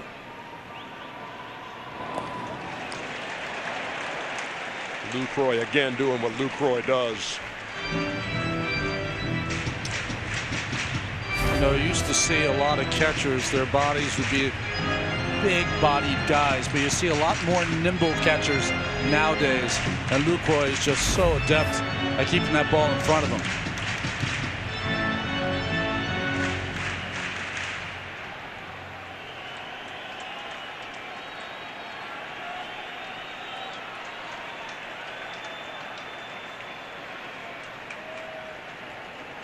The 2-2. Count is full. A.J. Pollock on deck.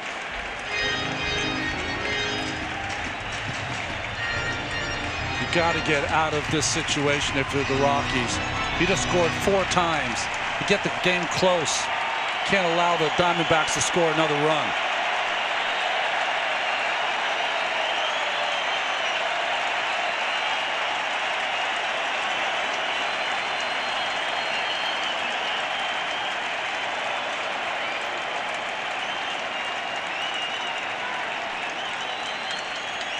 Here comes the 3-2. Popped him up. Who wants it? Lucroy. And for the first time tonight, the Diamondbacks do not score. Rockies dodge it. 6-4.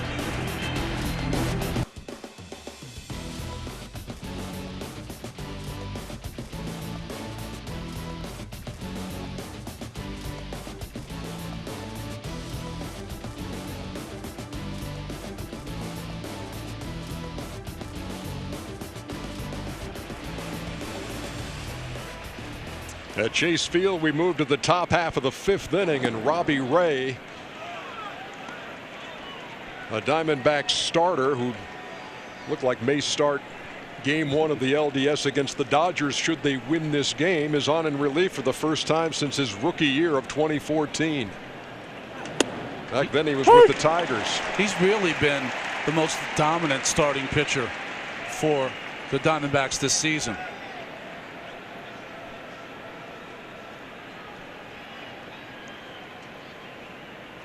DJ LeMahieu waiting. And takes a strike. 1-2. LeMahieu 0 for 2 with a couple of ground outs.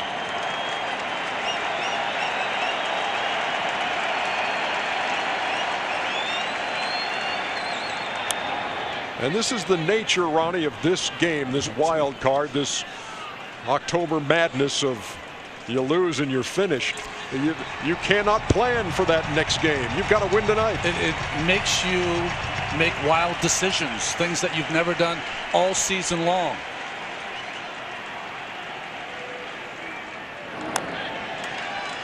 You know, baseball has really shifted. You've got spring training, you've got the regular season, you've got September baseball, you have postseason baseball, but the wild card games are a separate entity. Whole nother way to manage.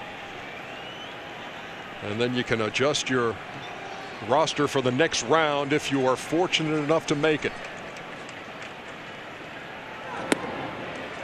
Up and in.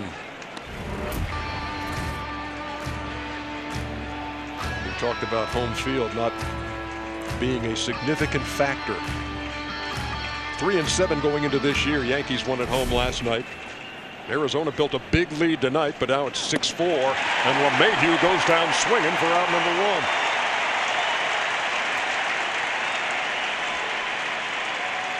1. Well, Robbie Ray is a guy that was signed by the Nationals, traded to Detroit, traded over here, always had a big arm, lacked control. He found it this year, in a career year for him, with 15 wins. Here's Carlos Gonzalez and the shift by Arizona.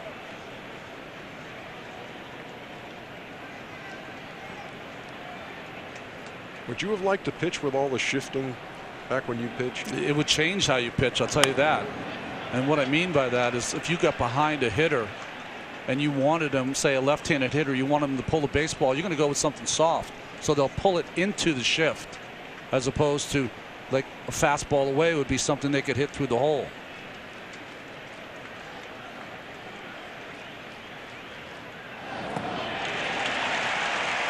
Fargo waved at that. 0-2. Robbie Ray just turned 26 on the 1st of this month. Lefty with great stuff. Got ready for this appearance today by shooting hoops in the locker room before the game. It was a spirited game that we witnessed. Tapped foul up there toward first, and Tony Diaz with the soft hands and then makes a friend in the first row.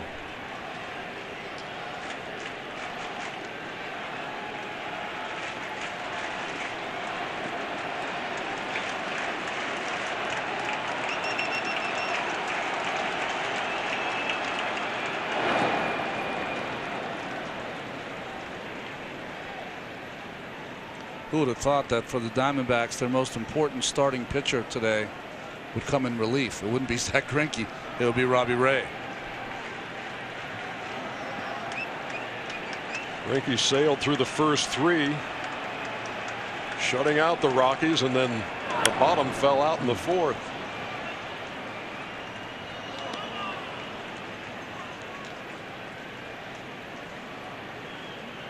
Four runs on 5 hits in that 4th inning.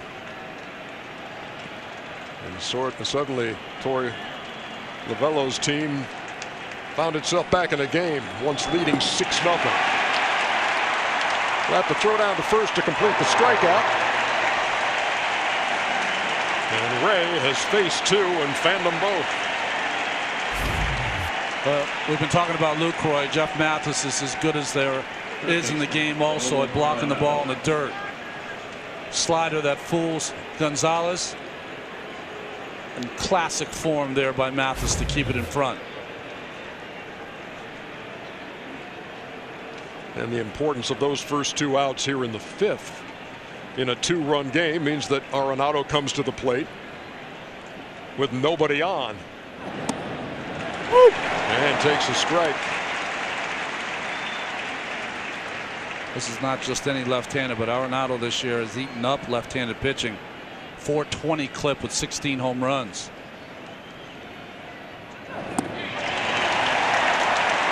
And quickly, with that devastating change, it's 0-2.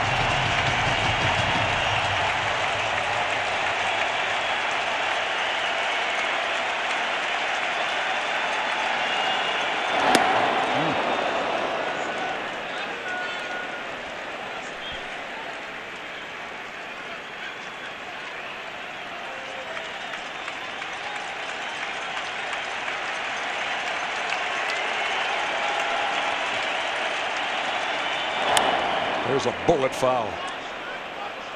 You know, in a league where more and more hitters are becoming down hitters. Why is that? Because they're all concentrating on launch angle, getting the ball in the air. A pitcher like Ray becomes highly effective because his fastball is up in the strike zone.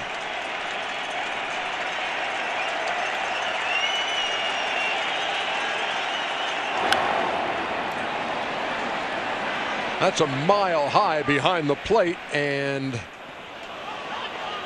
it's in the first row. Mathis gave it a look, but it wouldn't come back for him. Arenado trying to get on top of that baseball, but just couldn't.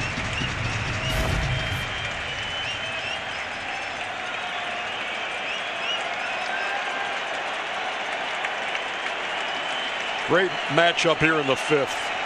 One of baseball's best hitters, one of its best left-handers. In the air to right field. Long run for Martinez.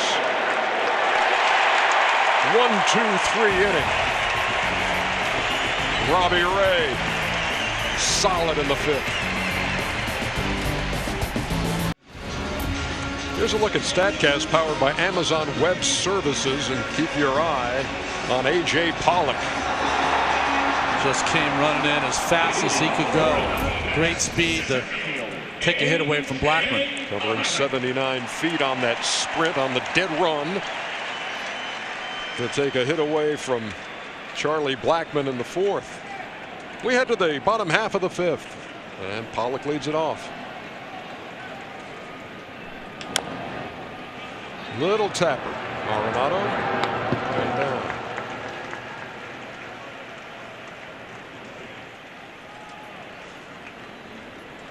Not only is he a great fielder, he's got a flair in the way he plays it, the way we were watching him taking ground balls off the fungo bat today. Not many guys you watch take ground balls in batting practice. He's one that tantalizes you with the way he plays. Yeah, you watch him standing on the line, taking ground balls and just airing it out, throwing a seed over there to first, longest throw on the field. And he's so driven, is Arenado, and he talks about 3 years ago a life-changing moment for him came when he failed to run out a ground ball back to the pitcher, and Walt Weiss sat him down. So it's the best thing that could have happened for him, and it made him realize that you can't do that because you're letting teammates down. Letting teammates down and also letting yourself down. He's not that kind of player. Every player is going to have a moment like that. Very few learn from that moment. He did. Descalzo shared a locker room with the guys in the field defensively last couple of years, and then burned them with a 2-run homer in the third. Made it 6-0. And the Rockies responded with 4 of their own.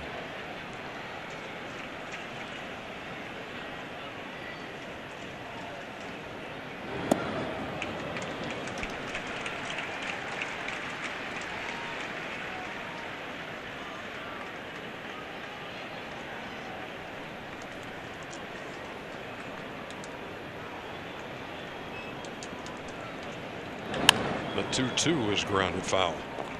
So what Rustin does to the hitters who like to have that high leg kick and kind of time the pitcher is that he doesn't allow them to do that. So gets them a little bit out of their rhythm.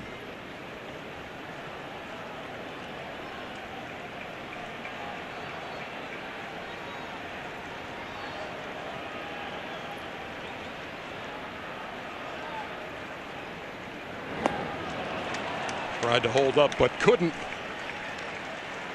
And 2 down here in the fifth. Let's go to our Atlanta studio. Casey Stern. Casey.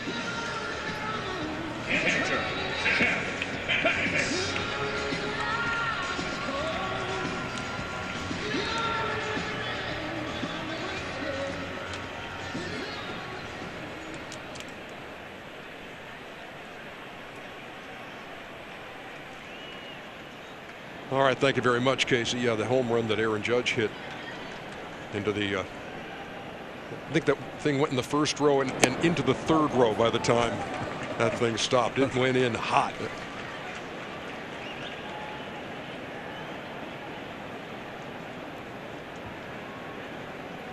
Jeff Mathis hitting with 2 down.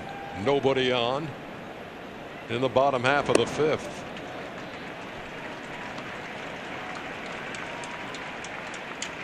Russin allowed that 1-out triple in the 4th, but did not allow Marte to score.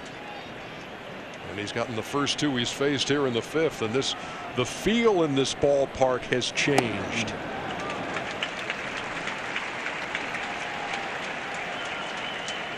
Well, we came into this game talking about the last 3 National League wildcard games ended in shutouts.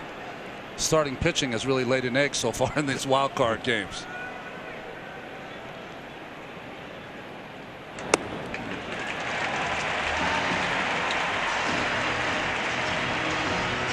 Well, a 2-out walk to Mathis.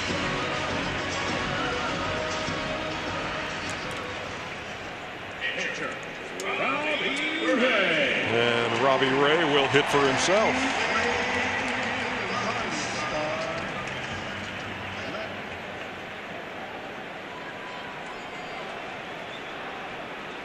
Well, 245 hitter, so he can handle the bat.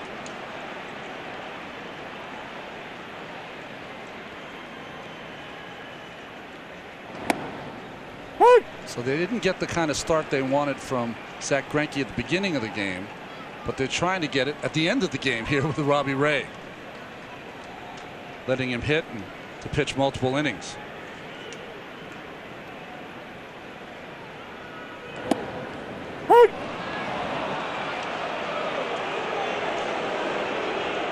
Carlos Estevez is warming in the Colorado pen. 10 pitchers on this Colorado roster for the wild card. As Ray waves at strike 3. And we are through 5 innings. 2-run game.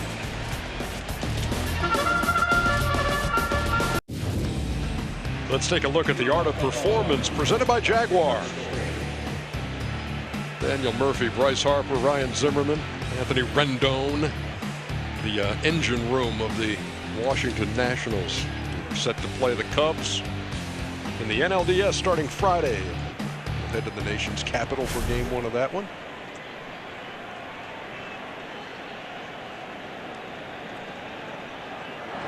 Well, the last time Murphy faced the Cubs, he was in a Mets uniform and he only hit .529 with 4 home runs as the Cubs were swept. The real question, though, is Bryce Harper, who got just limited at bats in the last week of the season. How healthy will he be?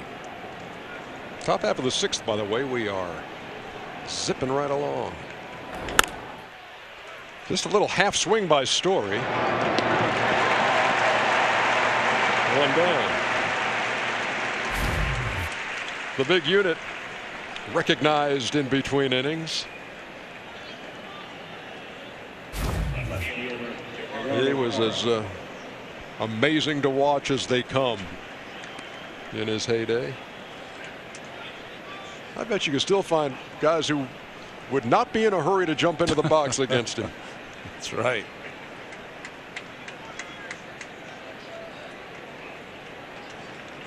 That John Kruk moment in the All-Star game is one that'll last forever. Gerardo Parra stands in with 1 down here in the 6th. Robbie Ray got good stuff. Had Parra fooled there, tried to hold up 0-1.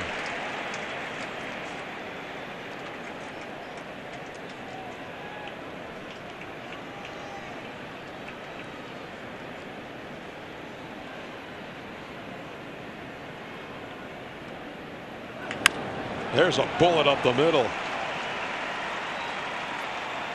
Parra with a bat flip about midway to first. We said earlier he finished the season in a 1-for-27 slump. 2 hits now in this game. Hanging slider from Ray. Just goes back up the middle with it.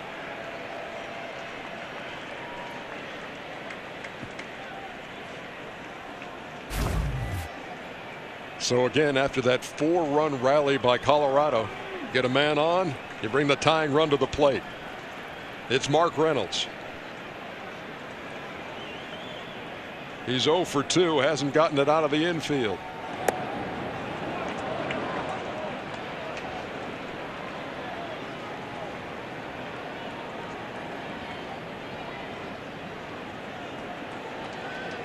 A 30 homer, 97 RBI guy who hit 267.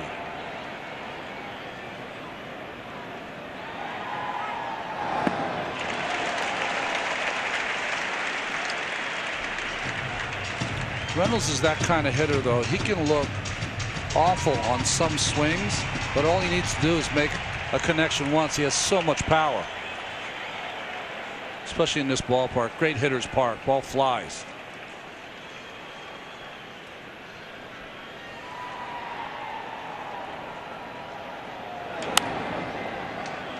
He has been one of those feast or famine guys in the course of a long career. He's 34 years old now and still has the record, striking out 223 times in a season in 2009.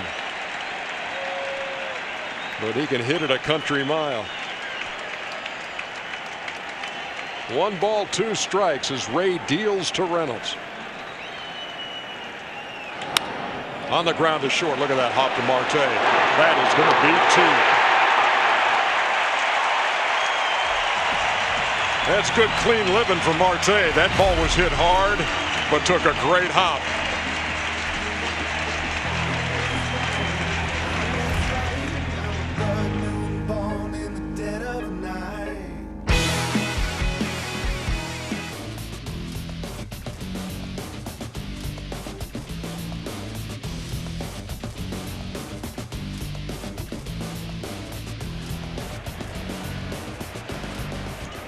David Peralta took a strike to begin the bottom half of the 6th, then fouled that off. 0-2. Well, we talked earlier how valuable Chris Russell has been for this Rockies team all season long, able to go multiple innings, now pitching into his 3rd. Peralta's 2 out of 3. He scored twice. Arizona leadoff man. Slaps it into left field. Good piece of hitting.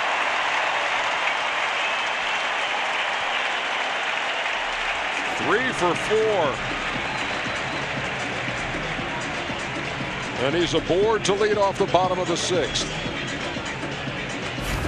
Russell tried to quicken his delivery, but Peralta was ready. And with the shift on, this ball passed Arenado. Here's Ketel Marte, who's 3 for 3. With 2 triples, and you got to go back 24 years to find a guy with 2 triples in a postseason game. And if you guess that was Mariano Duncan with the Phillies, you are in the lightning round.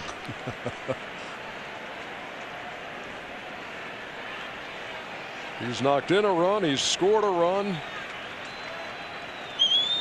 and he bats with a runner on and nobody out here in the 6th.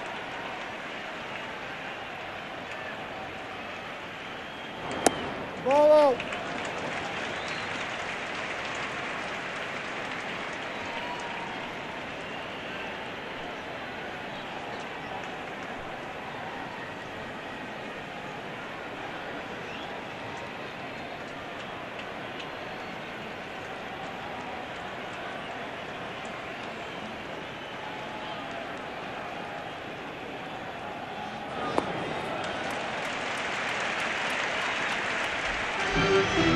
Chris Russell working in his 3rd inning. He came on in the 4th.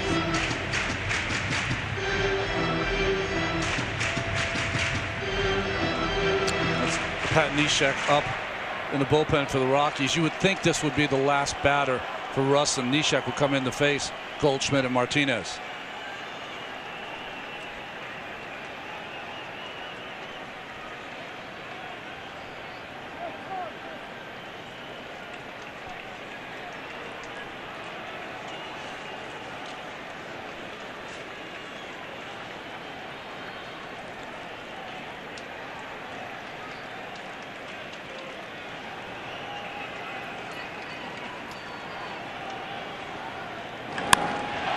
as he hit the ball hard every time up tonight.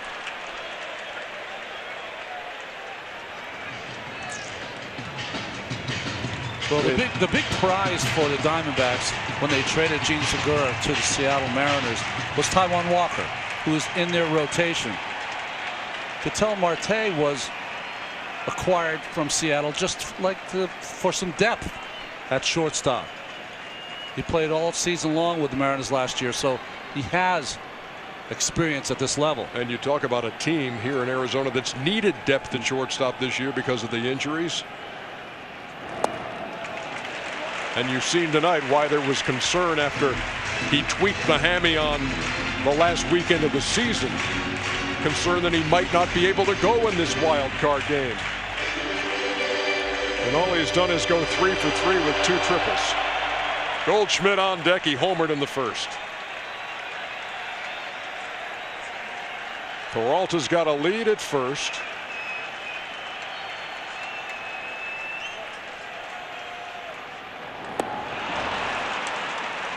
And Marte goes down swinging. A little fist pump from Russin as he gets that big out. And as you surmised, Ronnie, that would be the last man for Chris Russin, with Goldschmidt and Martinez, right-handed hitters, coming up. Buddy Black out with the umpire. Jim Reynolds probably going to make a double switch here. Ian Desmond going first base, and Pat Neshek coming in.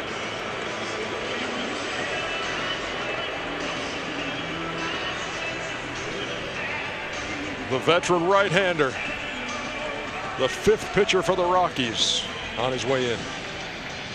A look at StatCast, powered by Amazon Web Services. If you're just joining us, this happened in the bottom of the first. Paul Goldschmidt, 3-run bomb. The D-backs would build a 6-0 lead, but the Rockies rallied for 4. That's where we stand now, with Goldschmidt back at the plate and Pat Neshek on. Well, Neshek was a great acquisition for Jeff Bridich and the Colorado Rockies. 2.45 ERA with the Rockies, only 1 walk and 24 strikeouts. Appeared in 28 games after coming over from Philadelphia. Probably the most original pitch or way of pitching by Neshek.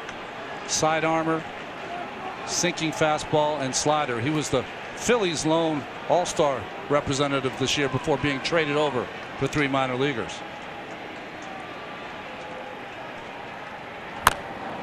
Little tapper in front of the plate. That's a fair ball. Lucroy will throw him out. Peralta moves to second, 2 down.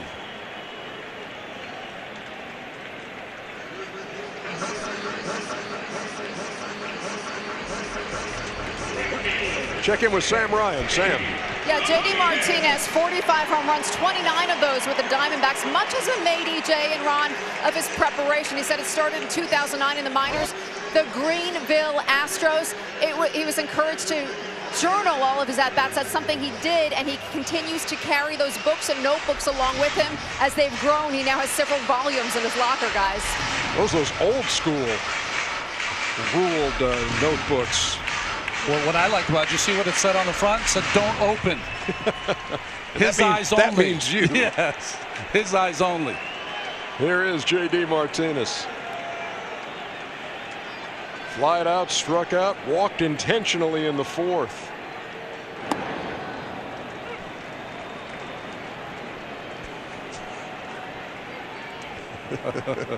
J.D.'s book. In English and Spanish, just in case. And with 2 exclamation points in Spanish.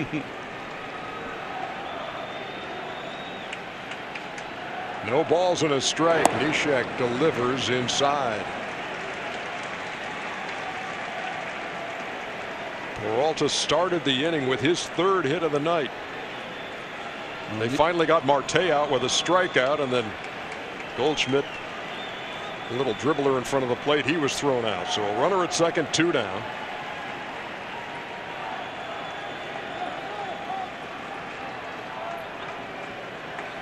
Neshek took too long for Martinez liking and stepped out. The opposition has only hit .095 with runners in scoring position against Neshek this year.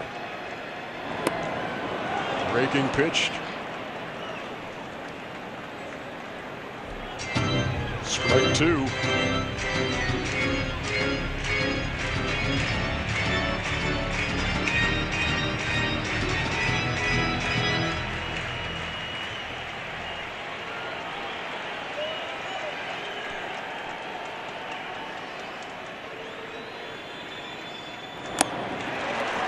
And Neshek strikes him out to end the sixth.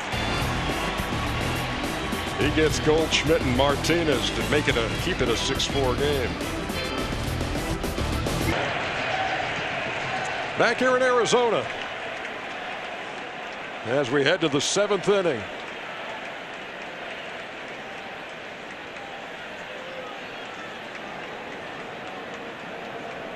Six-4 game. Robbie Ray still in there. Third Arizona pitcher, and he faces Jonathan Lucroy,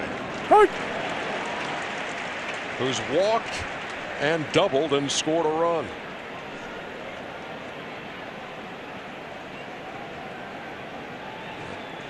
Double and that run scored.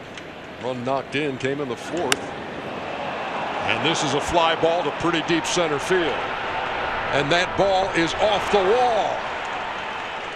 Lucroy flirting with a homer to dead center.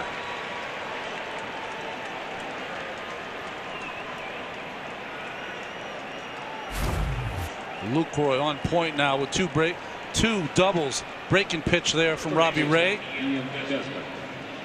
And about 5 feet short. Just below the yellow line, and he's at second with a leadoff double. And Ian Desmond comes to the plate for the first time with the double switch. He came into the game at first base, and he bats for the first time as Mike Butcher comes to the mound to talk to Robbie Ray. Well, really he wants to talk to Ray, but also give his bullpen a chance to get loose after that double by Lucroy. They've almost got the game where they want it, where they can go to De La Rosa to get a left-hander out.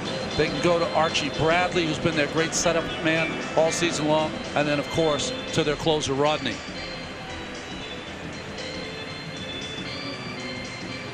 I think De La Rosa is getting loose.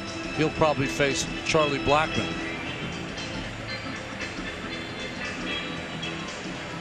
Blackmon's on deck. Desmond at the plate. Torey Lovullo with his team up 6-0 at one point.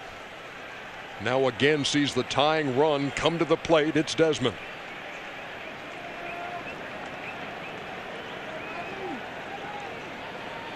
Ray came on, got a 1-2-3 fifth, got a big double play ball in the 6th, and that was the best contact we've seen off him here in the 7th. A ringing double by Lucroy off the wall.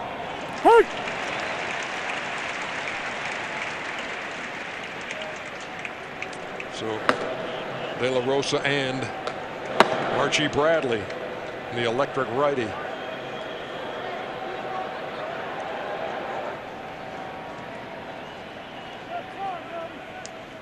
Well, Ian Desmond signed to a big free agent contract. Didn't have the kind of season he wanted to this year, but he could make up for all of it with a big hit here in October.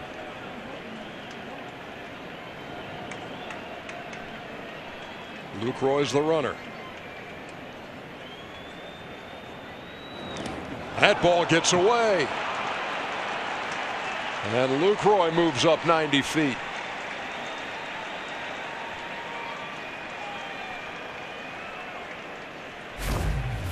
Well, it's the first one we've seen go to the backstop. That one skipped off the plate. That's why it went through the 5-hole. Mathis was down, but when it skipped off the plate, it just beat him to the ground.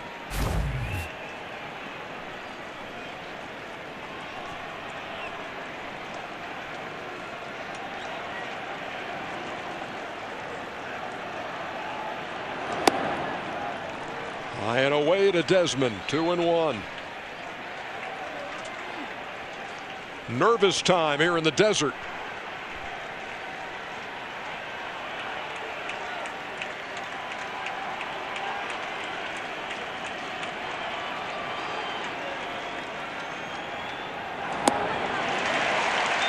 2 balls and 2 strikes. Middle infielders are back. They'll let the run score on a ground ball up the middle. Lucroy, the runner, at third.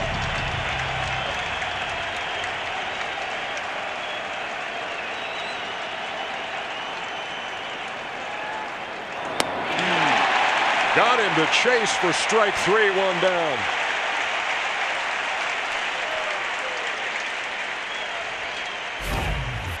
Just climbed the ladder with him.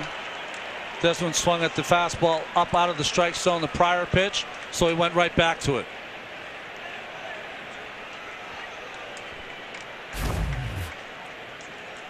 Lovello coming out to take out Ray, even though it's a lefty-lefty matchup, because Charlie Blackmon against Robbie Ray, 14 for 27 with 3 home runs.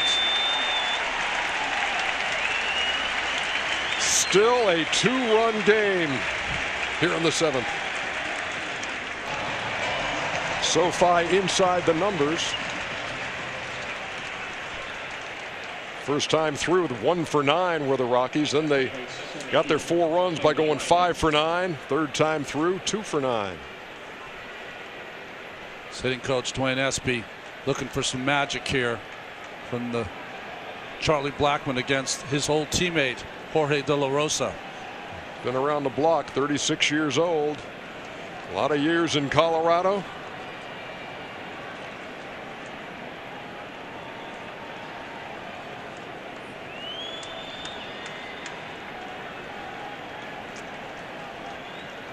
He was originally drafted. The strange thing about De La Rosa, back in '98, but it wasn't until this year that he pitched for Arizona after a series of deals.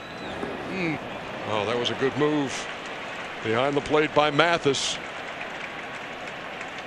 Boy, these catchers are showing their worth tonight, aren't they, with guys on third?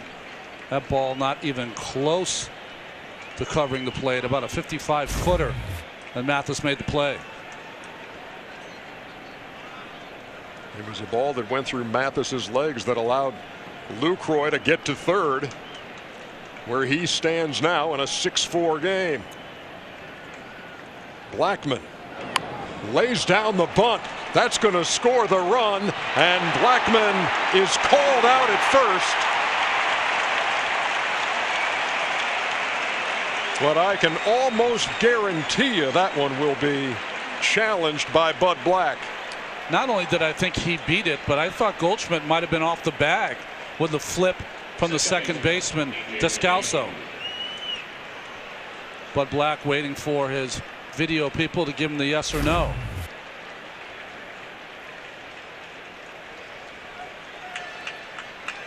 Up. I thought he came off the bag. I don't know if he came off early or late. There's the ball from Descalso. Does he have it in his glove before his foot comes off? Yeah, maybe.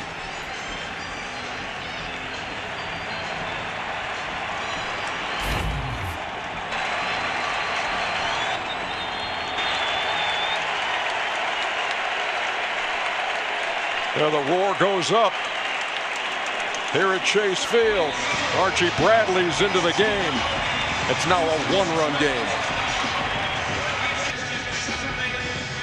Take another look at this close play at first after the bunt by Charlie Blackmon and the flip by Descalso. Yeah, I thought when I first saw the play that Goldschmidt came off the bag. He did, but not until after he caught the baseball. What a play by Descalso. And interesting choice by Blackmon. 37 home runs on the year, and he bunts to get the run in, but produces an out. Makes it a 1-run game. Bases empty. DJ LeMahieu steps in against Archie Bradley, and the first pitch comes right back to him. 1 pitch, 1 out. End of the 7th. Diamondbacks nursing a 1-run lead.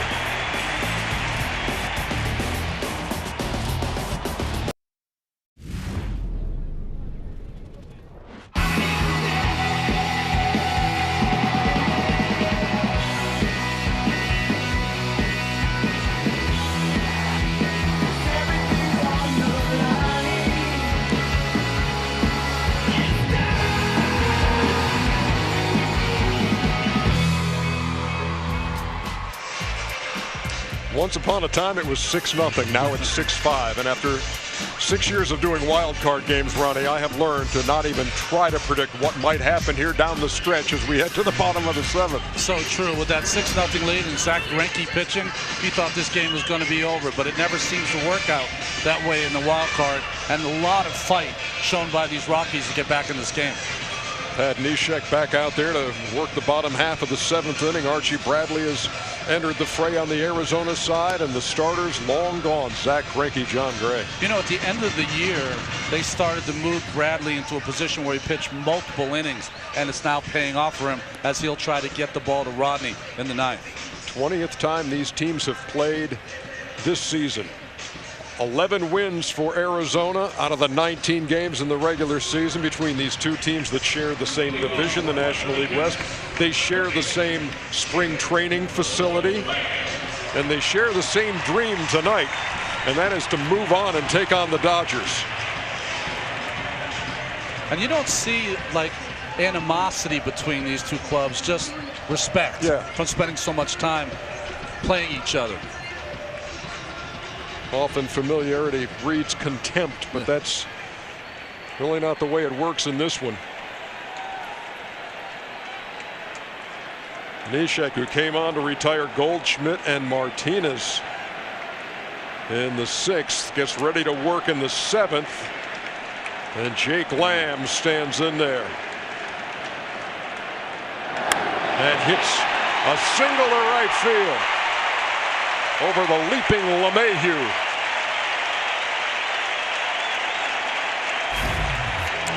That's 3 different hitters now for the D-backs with 3 hits. Peralta, Marte, and now Jake Lamb. 426 hitter on the first pitch, and he delivers again.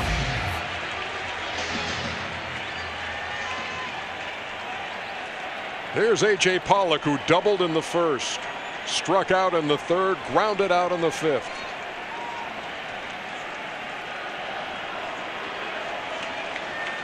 Be interesting to see if Torey Lovullo plays for 1 run here late. He's not. Neshek sails outside. He's all arms and legs out there as he releases, and the arms are flying.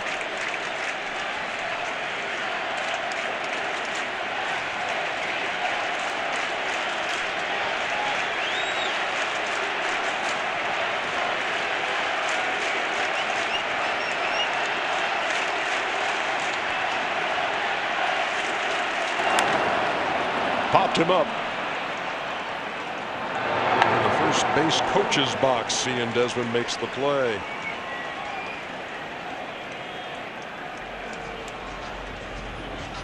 Second baseman, Carlos Estevez is the right-hander. Veteran Jake McGee, the lefty.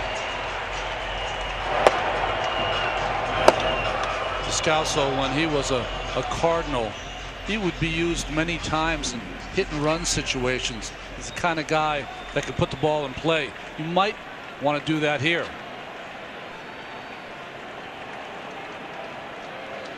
Lamb is the runner at first. Descalso homered back in the 3rd and made it 6-0.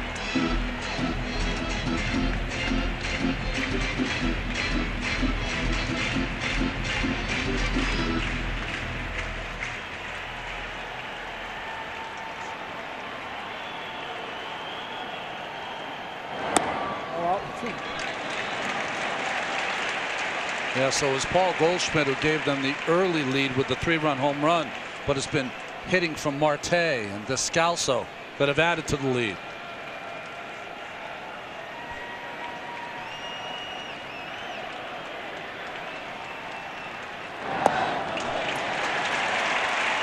Three and 0.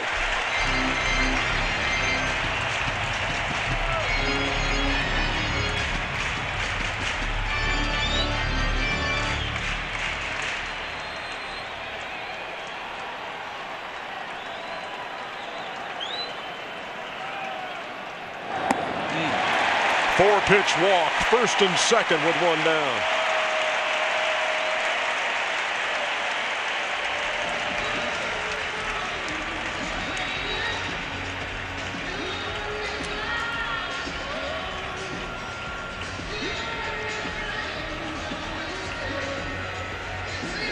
right, Bud Black to the mound. Usually when the manager goes out to take out his pitcher, he'll walk out there, but Buddy Black, just some words of encouragement as he leaves Neshek in.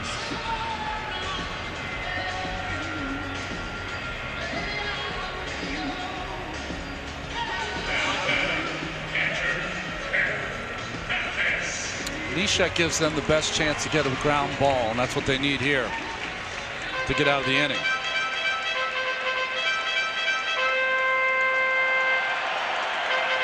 Mathis has struck out, flied out, and walked.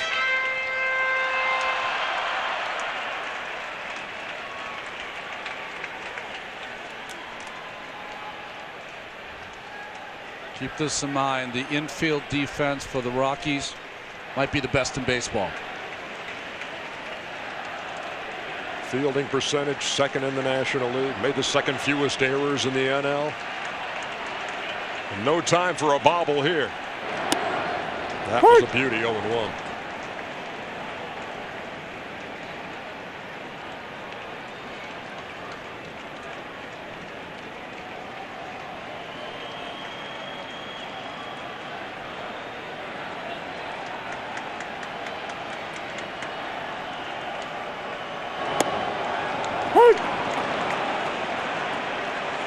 Oh, 2. The pitcher Archie Bradley is in the on-deck circle.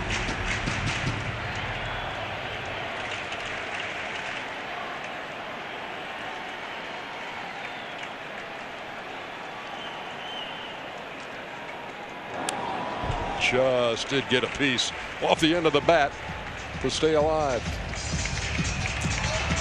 Well, I think Bud Black wanted to remind Neshek that Archie Bradley will probably hit. There's no one loosening up for the Diamondbacks.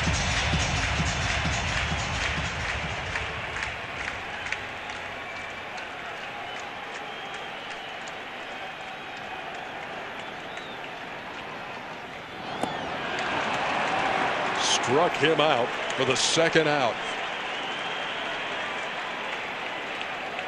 Second strikeout for Neshek. He got Martinez to end the 6th. And that strikeout of Mathis brings Archie Bradley to the plate with 2 down. Well, the grunt and the groans of Neshek with that nifty slider for the strikeout. Archie Bradley had a base hit late in the season to drive in a run. His only hit of the year.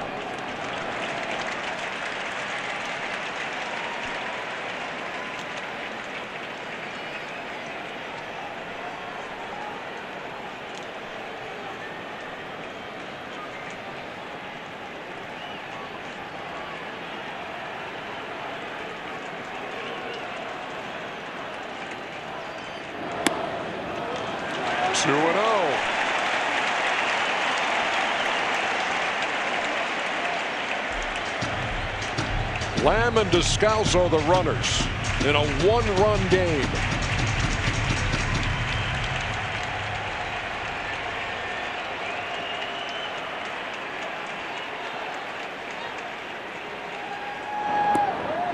There's a strike. 2-0 slider to the pitcher from Neshek. That took some guts.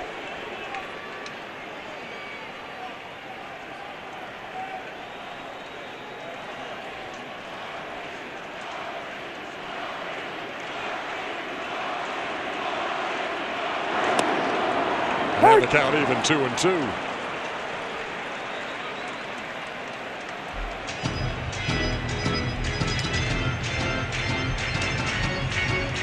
Since the Goldschmidt home run in the first inning, Arizona's 0 for 8 with runners in scoring position since then. Runners take their leads at first and second. Fly ball, left center field. That ball's going to be in the gap. Archie Bradley, are you kidding me? He's going for third, and he's in with a slide.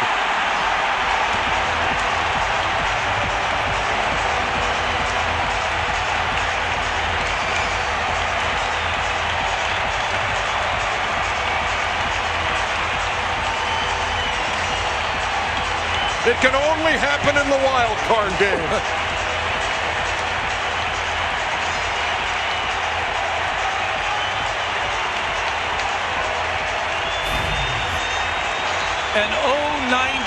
hitter, career. Archie Bradley gets a slider from Neshek and splits the gap. And look at the hustle by Bradley.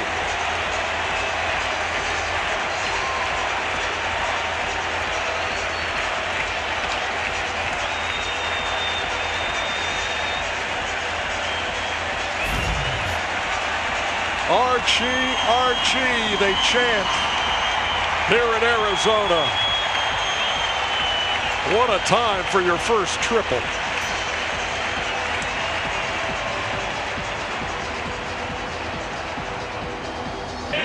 There's the man of the hour, Archie Bradley. Well, Neshek got behind him, got the count even, and then hung a slider. First extra base hit of his career. Seriously, now?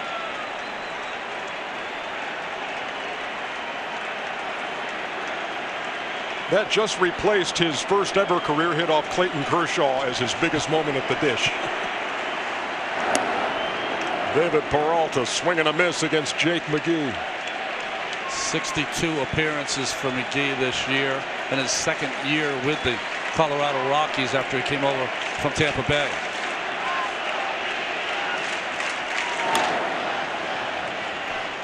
Can you imagine what it feels like to be Archie Bradley right now? Just knocked in 2 runs with a triple in the gap in the wild card game to give your guys a 3-run lead. Only one disappointed is the Rockies and Dontrell Willis with that triple.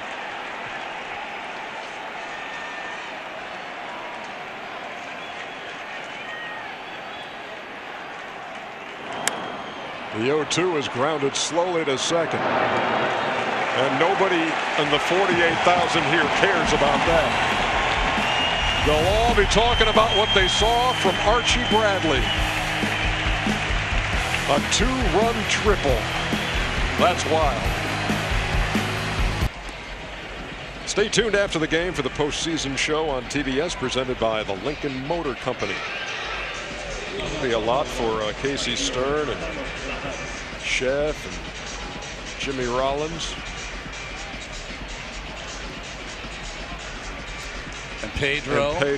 You know what's going to be interesting is Jimmy critiquing the running style of Bradley on that triple. Jimmy, of course, plenty of triples himself. You know it's going to be interesting to watch Bradley, though, who pitches on so much emotion, so emotional after that triple, still got an inning of work to give his team.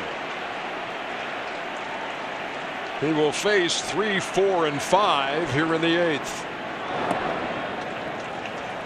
That was 95. Surprised it wasn't 106.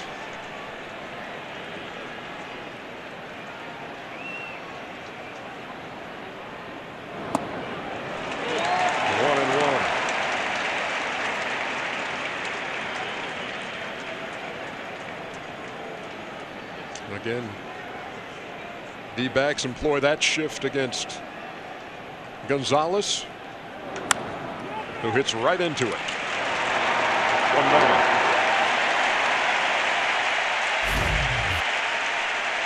Here's the guy who was going to play quarterback at the University of Oklahoma before he signed with Arizona. And look at his teammates. Absolute elation and shocked in that third base dugout. What a moment. There's Arenado. That's the first time in postseason history a relief pitcher has hit a triple. First. A nugget from our ace statistician, Hal Galima. We don't make it easy on Hal with these wild card games, do we?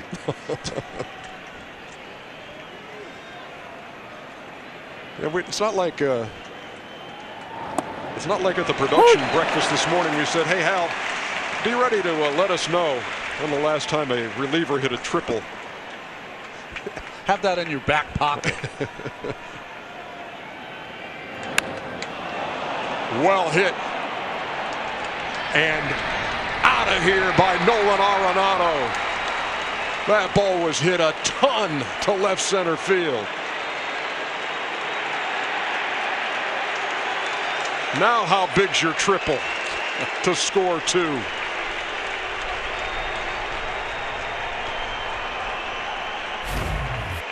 Archie Bradley had gone all season long without giving up a home run to a third or fourth place hitter. But Arenado gets him here. Hanging breaking ball. And now it's 8-6.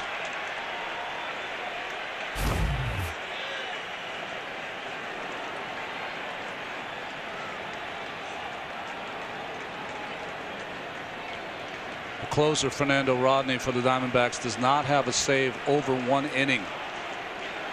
So Bradley's going to have to get 2 more outs. There's another guy with power in Trevor Story who takes 1-0.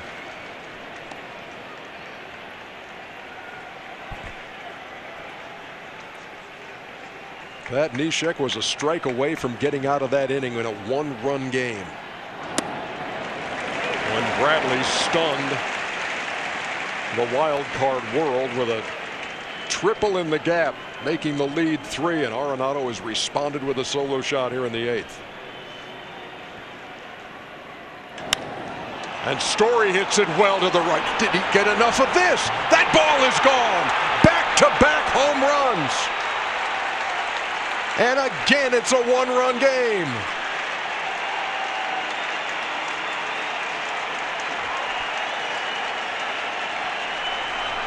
Again, we question when Archie went out there. No one can teach you how to pitch after you've hit a triple and driven in 2. But he struggled here in his 2nd inning of work. Just a fastball away, covered by Story. Talked about before, it's a good hitter's ballpark. Ball jumps out of here.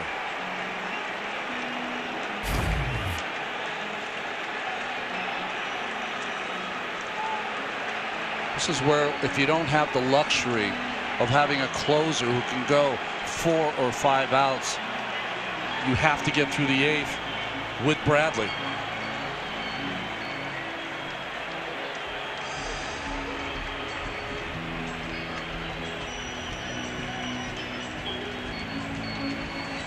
Wow. If Neshek had gotten out of that inning, the Rockies would have the lead. Here's Parra. He's 2 out of 3 with a run scored.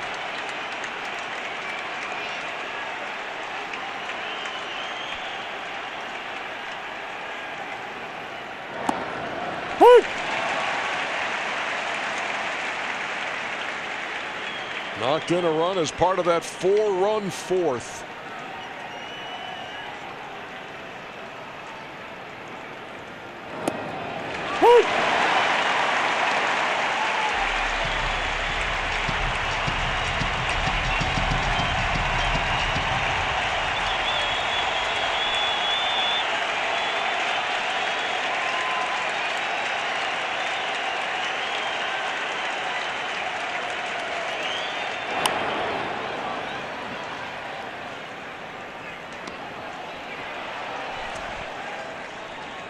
Pat Valleca has a bat in the on-deck circle. He would pinch hit. Another Rocky with serious power.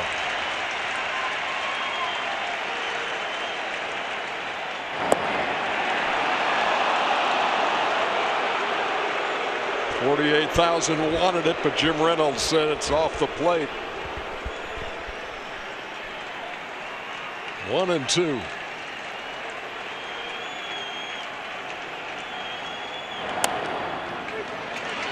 Right back to the mound, 2 down.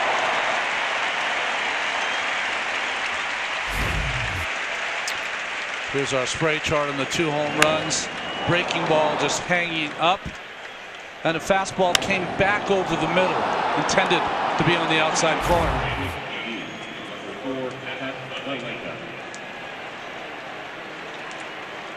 Arenado and Story back to back. to turn a 3-run deficit again into one.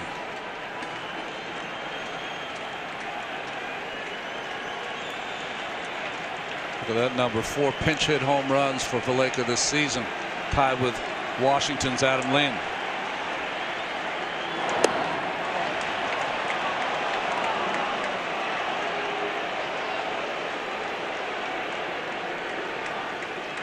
Pollock always a good rep as a glove man, but boy, he's done it with a bat in 110 games, knocking in 40 runs, 13 long balls. And that's in only 184 at bats.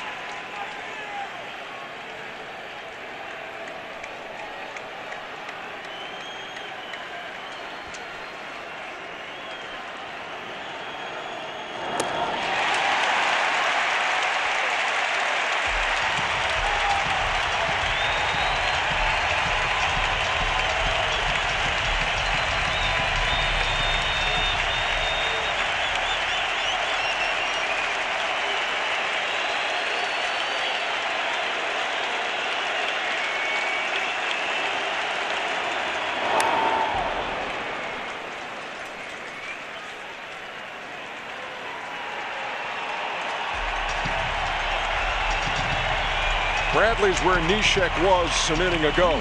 A strike away from leaving with this a 1-run game.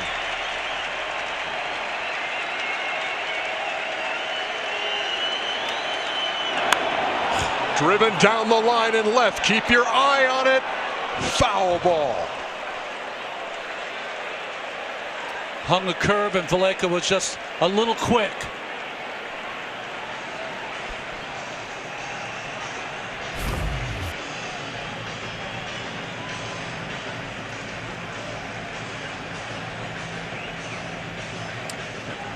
He knew he had plenty of distance.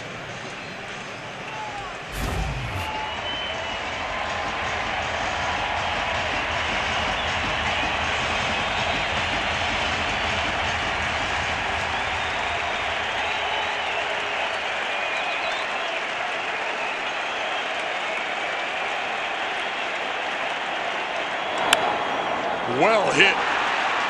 Rolling into the gap in right center field. Pollock will be at second, the tying run with 2 out here in the 8th.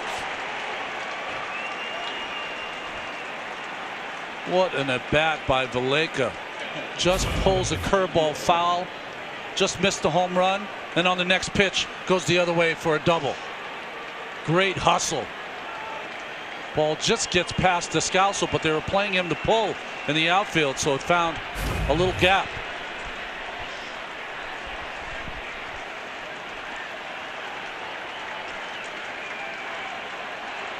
Well, here's the number 8 hitter, Jonathan Lucroy, who's been on every time tonight. He's walked, doubled twice.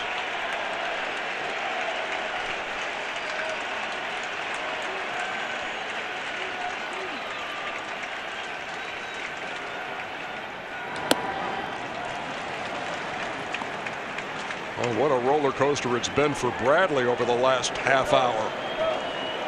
There's Jimmy Sherfy up for the D-backs.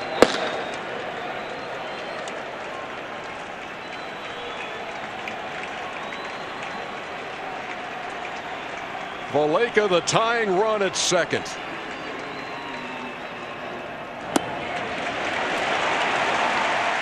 Can the Rockies make it all the way back? Down at 1 point, 6-0. Down when the inning started, 8-5.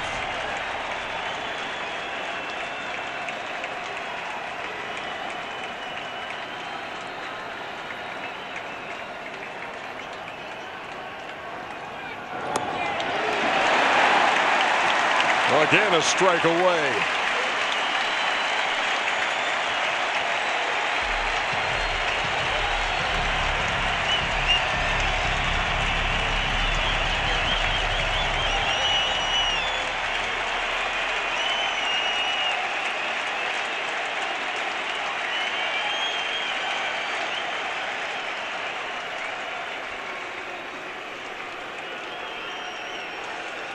Larry Fitzgerald among the 48K here.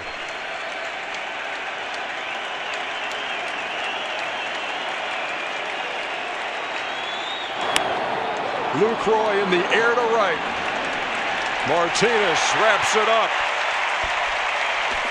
But Colorado scores twice. They go back to back. They will not die. It's one-run game. Let's take a look at tonight's Cars.com 5-tool play of the game. Archie Bradley going down to one knee like Beltray and legging out a triple to score 2. Who knew Archie had 5 tools? Get the car shopping tools you need at Cars.com. Now here we go to the bottom half of the 8th. Thing is, after those moments there in the bottom half, knocking in 2 with the triple, he gave up back-to-back homers in the top half of the 8th. So we're back to a one-run game with Carlos Estevez on the mound for Colorado. Ketel Marte swings through that 0-2. Estevez has got a big arm, 8 different appearances on the roster of this season. He spent some time last year as the closer for the Rockies.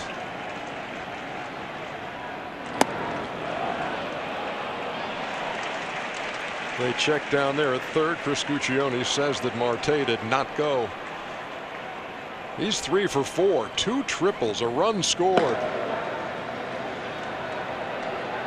Both closers are up for their respective teams.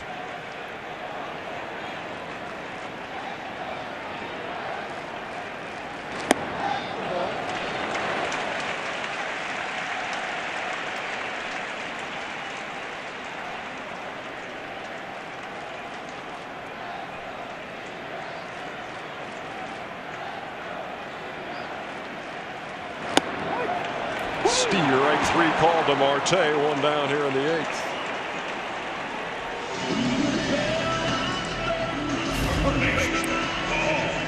Estevez is a big guy with a big arm, and 98 on the corner.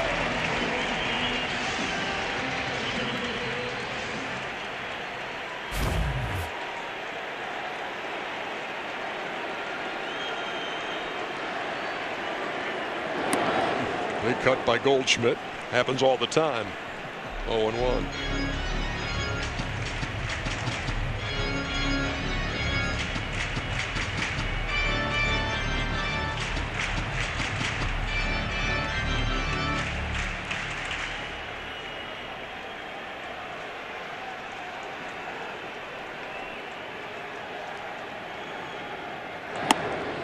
Hey!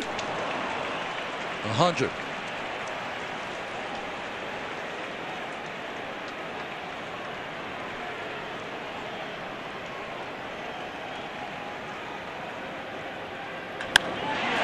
Into left field, base hit.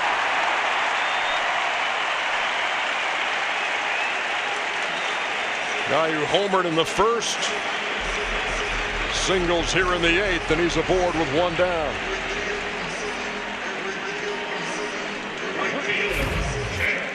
Well, on the 0-2 count, Goldschmidt just got it started early enough to smack a single into left.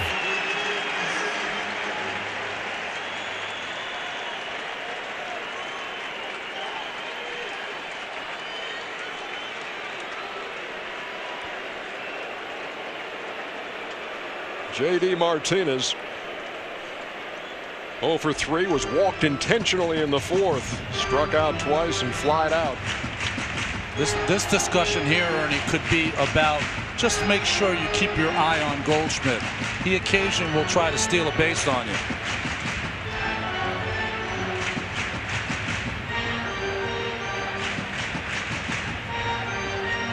He stole 18 bags in 23 tries. Heady base runner.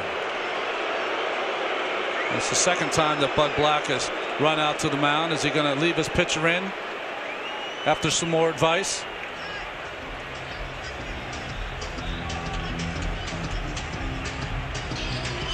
No, he's taking him out.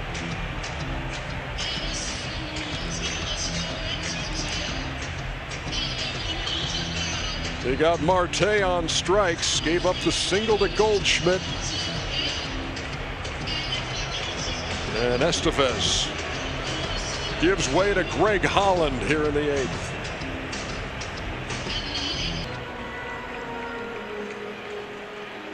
'17 NL Wildcard coverage on TBS presented by Hankook Tire. What a wild card game here in the National League. With a 6-0 lead at 1 point for Arizona. Now it's 8-7 Arizona. Greg Holland trying to keep them right there. One of the best signings any team made over the winter was signing Greg Holland. You didn't know what to expect after coming off of Tommy John surgery, and he was outstanding. A little hiccup in August when his ERA was 13.5, but September he brought it back, ERA of 1.86. Ernie, unconventional move to bring in your closer here, but Bud Black going with the guy he thinks gives him the best chance to keep this 1-run deficit. He faces J.D. Martinez. These guys know each other from the American League when Holland was with the Royals and Martinez with the Tigers. Holland fastball, slider, split.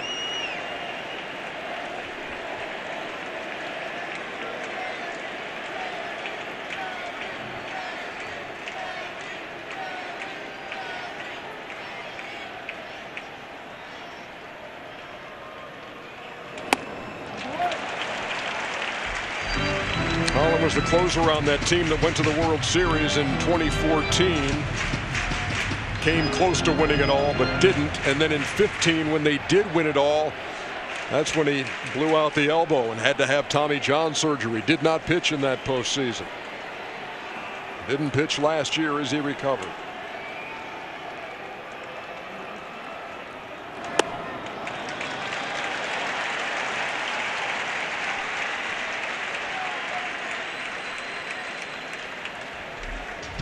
Boy, the wheels have been grinding in both dugouts tonight.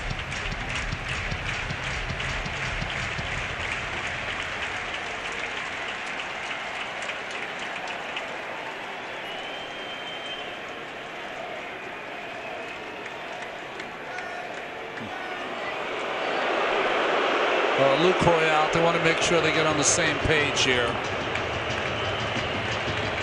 No time to assume.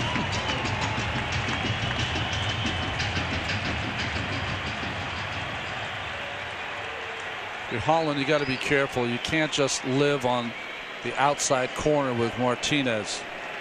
Since July 19th, 16 opposite field home runs for JD.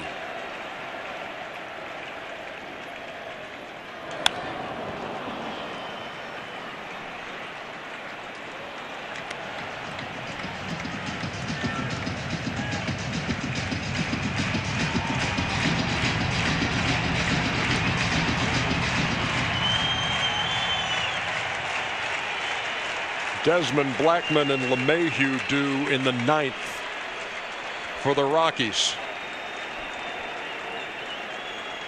Martinez waiting on a 2-2 from Greg Holland.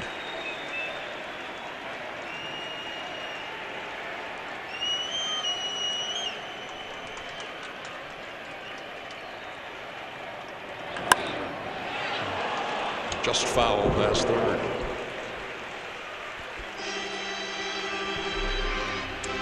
It's Luis Gonzalez.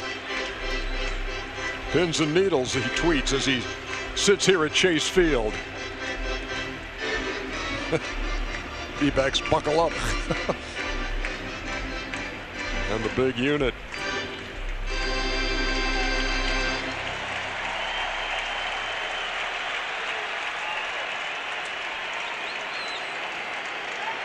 Two balls and 2 strikes.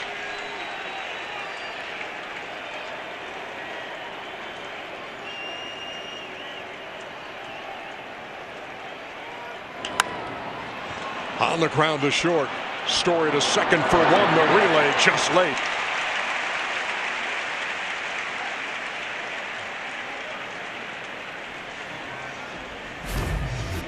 Ball not hit hard enough by Martinez, despite the good effort by Story to LeMahieu and on to first. Well, they get the lead man. Martinez on with the fielder's choice, but now 2 down here in the bottom of the 8th. Lucroy out to talk to Holland. You got to get it straight with Lamb. He loves to jump on the first pitch. 426 average, 7 home runs this year on the first offering.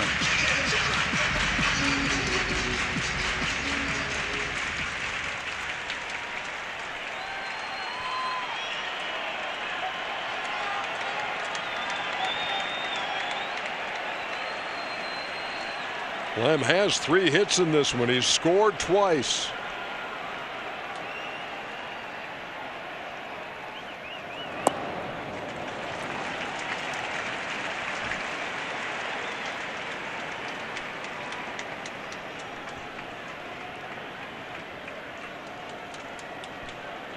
They wear T-shirts around the clubhouse in Arizona, said Lambisms.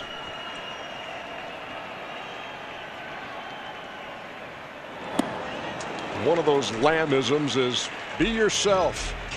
But if that doesn't work, panic and change everything. There has been no panic on either side of this one. There's just been dogged determination. Flat out raking by the hitters and the pitchers. 1 ball, 1 strike.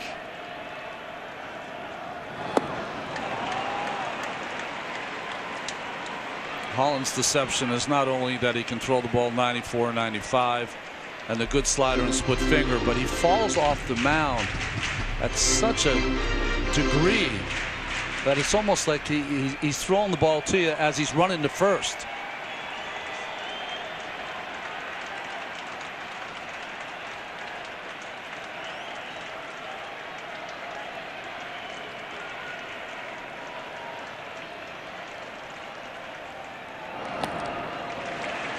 Count even at 2-2.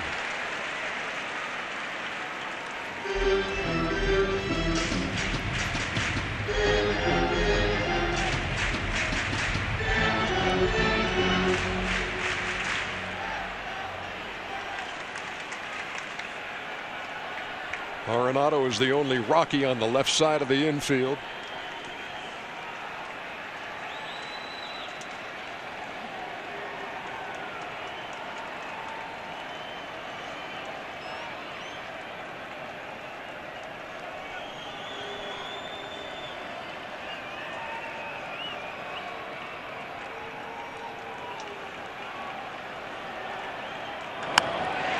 Little blooper right over Arenado. They're going to be at first and second.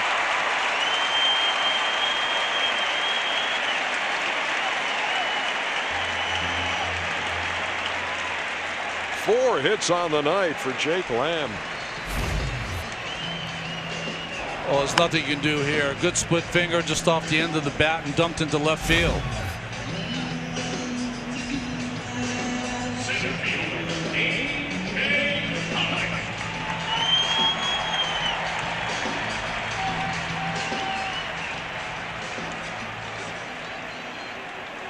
Now here's A.J. Pollock, another chance for the Diamondbacks to get a little breathing room. They thought they had enough after the Archie Bradley unexpected 2-run triple, only to have Arenado and Story hit back-to-back dingers.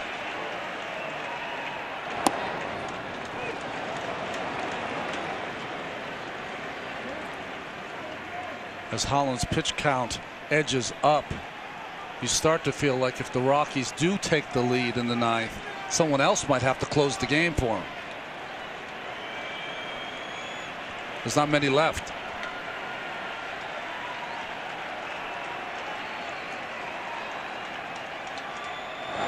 That ball gets away. They move up to second and third.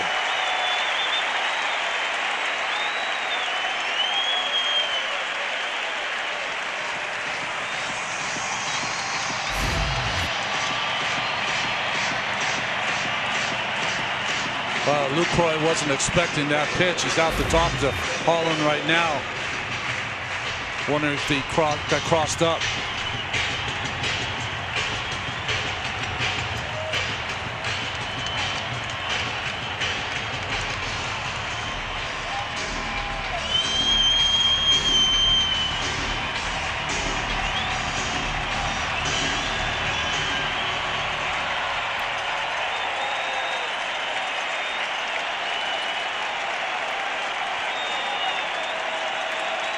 Pollock has a double in 4 trips.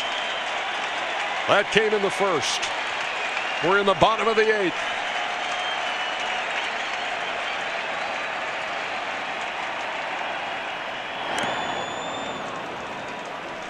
That got a piece of Lucroy. 0-1.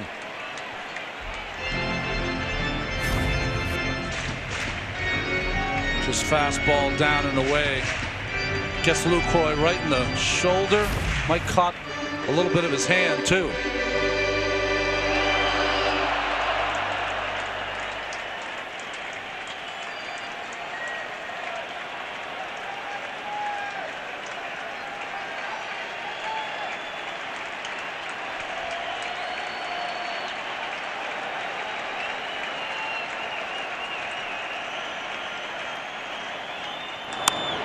In the air to right center field and well hit. That ball is deep and off the wall. That'll score 2. Pollock on his way to third. They're going triple crazy here in Arizona.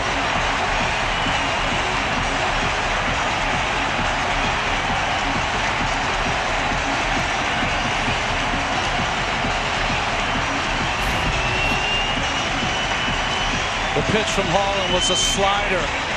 Nice hitting by A.J. Pollock. He finds a gap in right center. 2 runs are going to score. And we're seeing the speed of the Diamondbacks in this game. 4 triples now. For a team that led the National League with 39 of them. Look at Archie Bradley.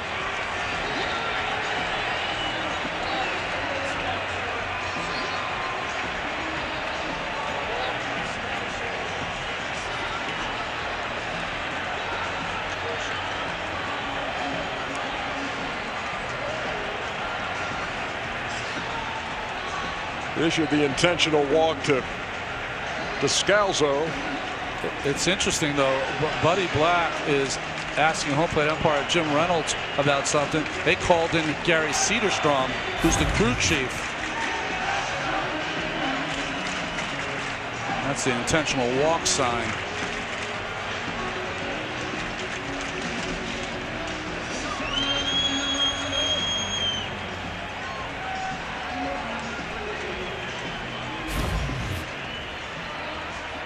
I wonder if maybe he had a change of heart and didn't want to walk Descalso intentionally.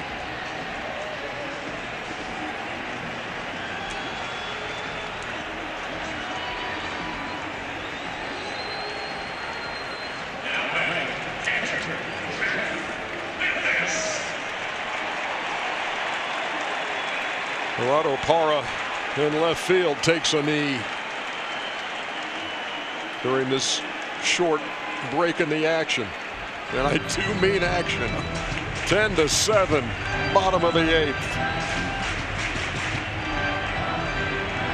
Rockies again an out away from getting out of that, and A.J. Pollock's triple scores 2. Neshek couldn't retire Archie Bradley. Holland couldn't retire Pollock.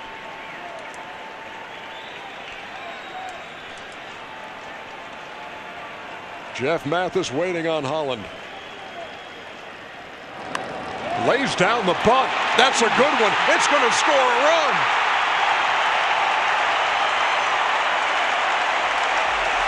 Two-out bunt.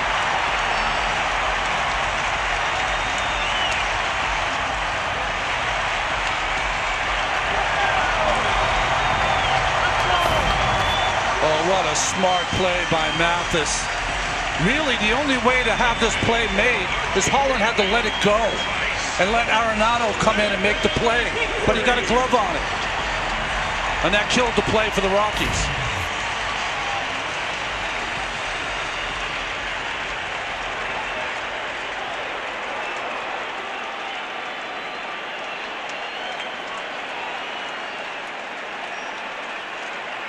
Torey Lovullo watching his guys take now a 4-run lead in the bottom of the 8th. Brandon Drury, the pinch hitter.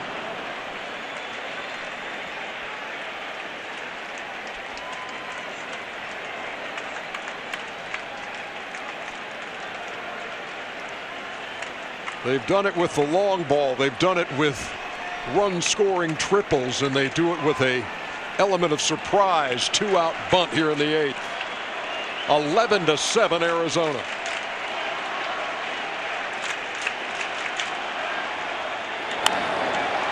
On the ground is short. That'll do it. But a 1-run lead has grown to 4 as we go to the 9th in Arizona.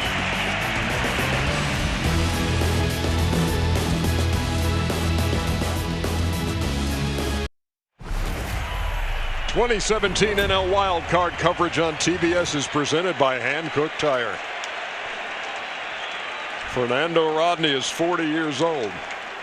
He's the D-backs closer, and he's on here in the wild card game, and he's trying to protect an 11-7 lead. Not a save situation. It's a nail it down situation. Ian Desmond leads it off for Colorado and takes a strike. Rodney among active relievers, first on the list with 828 appearances. You said not a save opportunity here, but he's got 300 on the nose. And he's quickly ahead of Desmond, 0-2.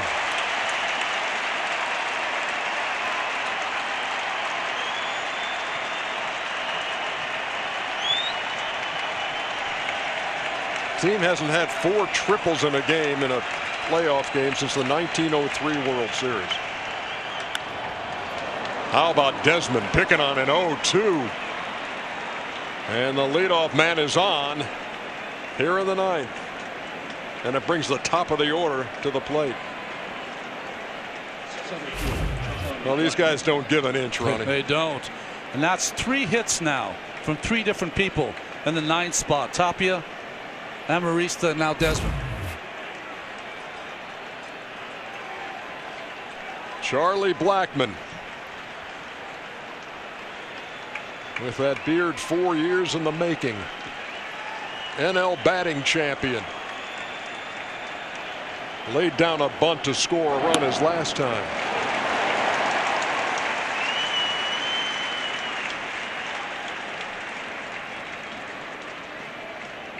If you haven't seen Rodney pitch, still throws awfully hard, but his best pitch is his changeup.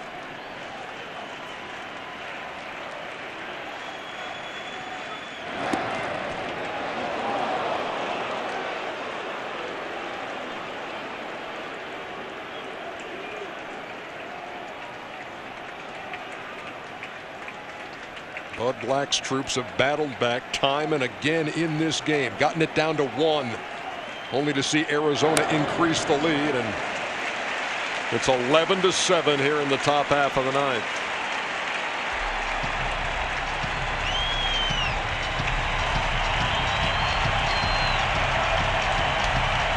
A game that has featured a 2-run triple from that relief pitcher, Archie Bradley.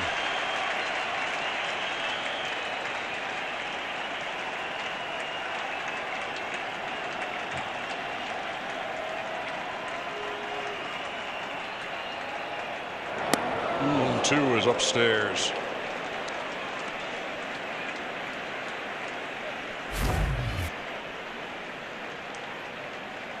Mathis barely able to get up to make that play. Both teams with double-digit hits in this one. 11-17-0 for Arizona, 7-12-0 for the Rockies, who need a few more of those here in the ninth. Arizona scored 11 runs and left 10 people on base.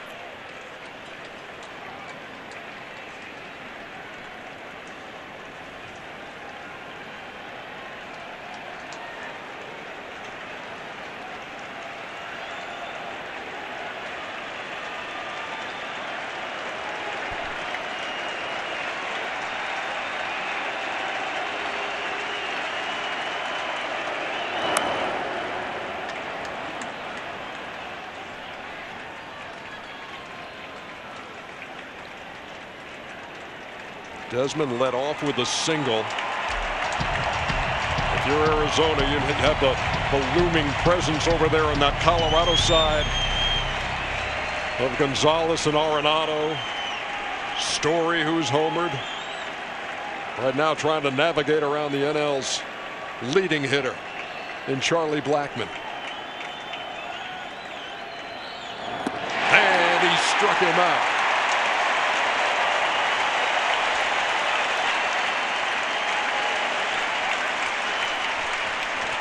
That's that devastating changeup there by Rodney. Circle grip. Ball just dies before it gets to the plate.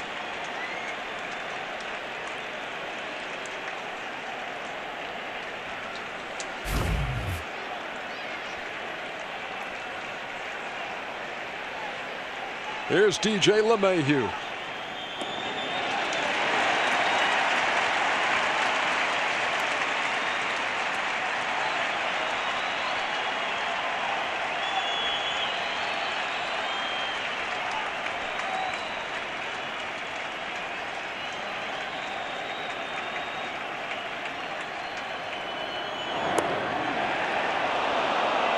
Count even.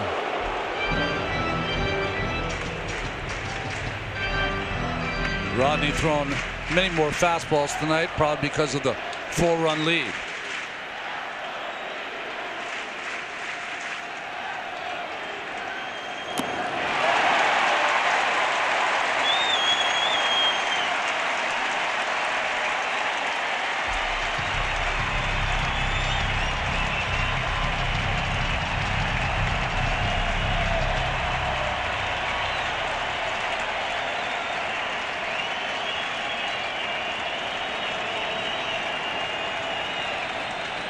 They're close, but they're not comfortable yet. They're closer. 2 down.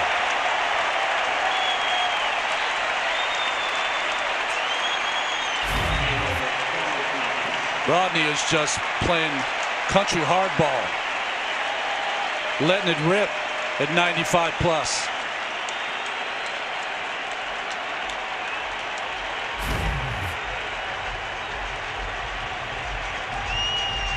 Goldschmidt just came in to tell Rodney he's going to play behind the runner, Desmond, at first base. Get in a better defensive position.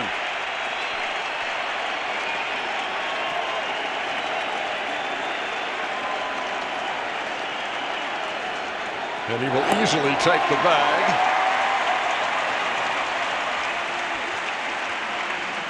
Oh, and 1. Rockies need 4 to tie.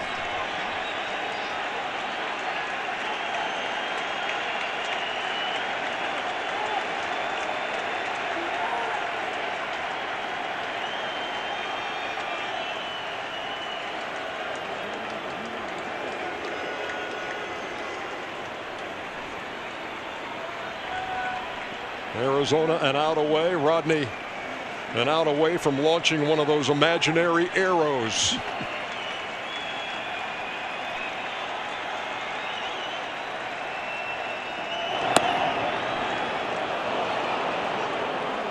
And again, Desmond able to take third.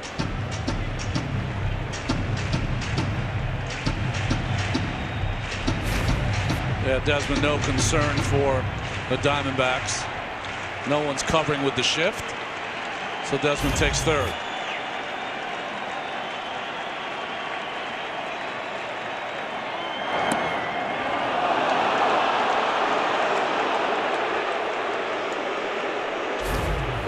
changeup from Rodney just off the corner and down.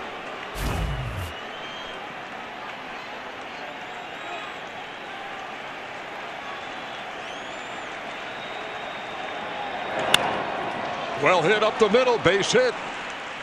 That'll score a run and make it a 3-run game.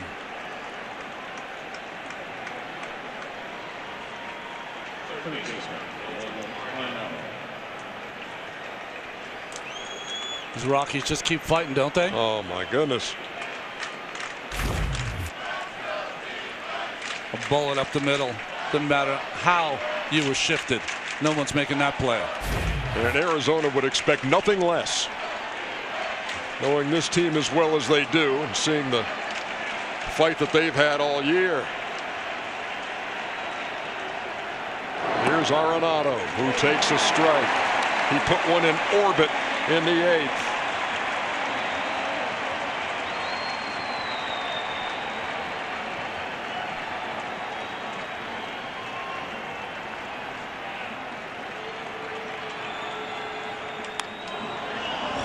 That's yanked a ton, but way foul.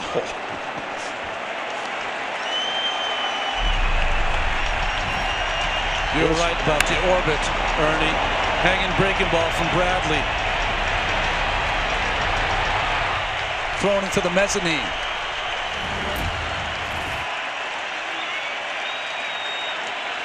Well, the D-backs are a strike away.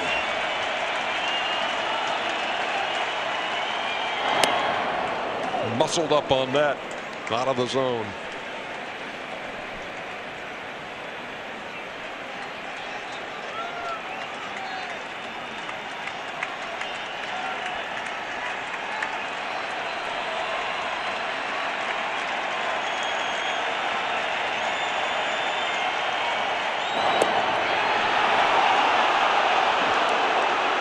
Didn't miss by much, boys and girls. But it's off the plate. Jim Reynolds behind the plate has had an excellent game. If you're Arenado, you're just trying to keep the line moving. Get Story up there with a chance to tie it up.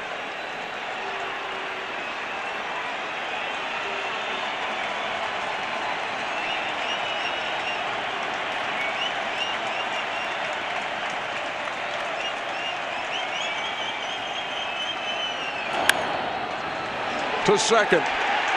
Ball game.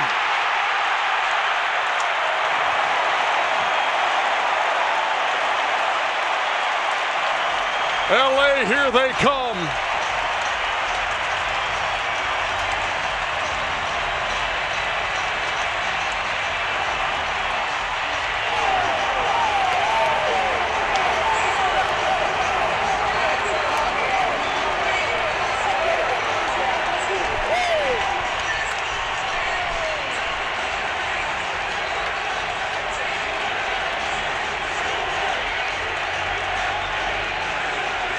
In one of the wildest of wild card games, the Arizona Diamondbacks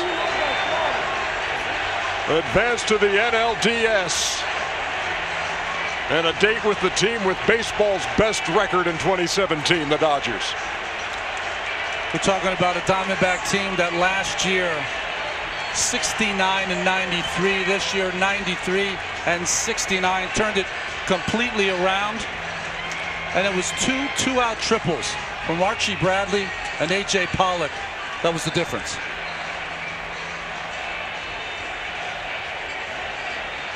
Goldschmidt, the guy who got it started with a 3-run homer. Cannot wait to hear what Archie Bradley has to say about this. He's with Sam Ryan. Thanks a lot, guys. Archie, on to the NLDS, that smile ear to ear. Take us through the range of emotions in this one. Yeah, I mean, we were fortunate enough to get to watch the AL wild card last night, so we all were kind of prepared for this type of madness. And first off, I want to give a big congrats to the Rockies. We played each other so well the whole year. Unbelievable group of guys. Bud Black, the whole squad over there, they're unbelievable. But it's what we've done the whole year. We respond, we take the lead, we give it up, it doesn't matter. This group is special, and I'm just happy to be moving on. He was one strike away. You've never had an extra base hit in your career. So what are you thinking at that plate appearance? Well, I knew I wasn't as sharp. I was going to give up some homers, so I needed a little cushion to forgive myself a little bit. But, yeah, you know, these are the type of moments you live for. This is the things you dream about.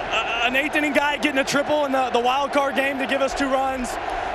It's just unbelievable. I want to give a shout-out to this crowd, too. Our fans were amazing tonight. Did you surprise yourself there?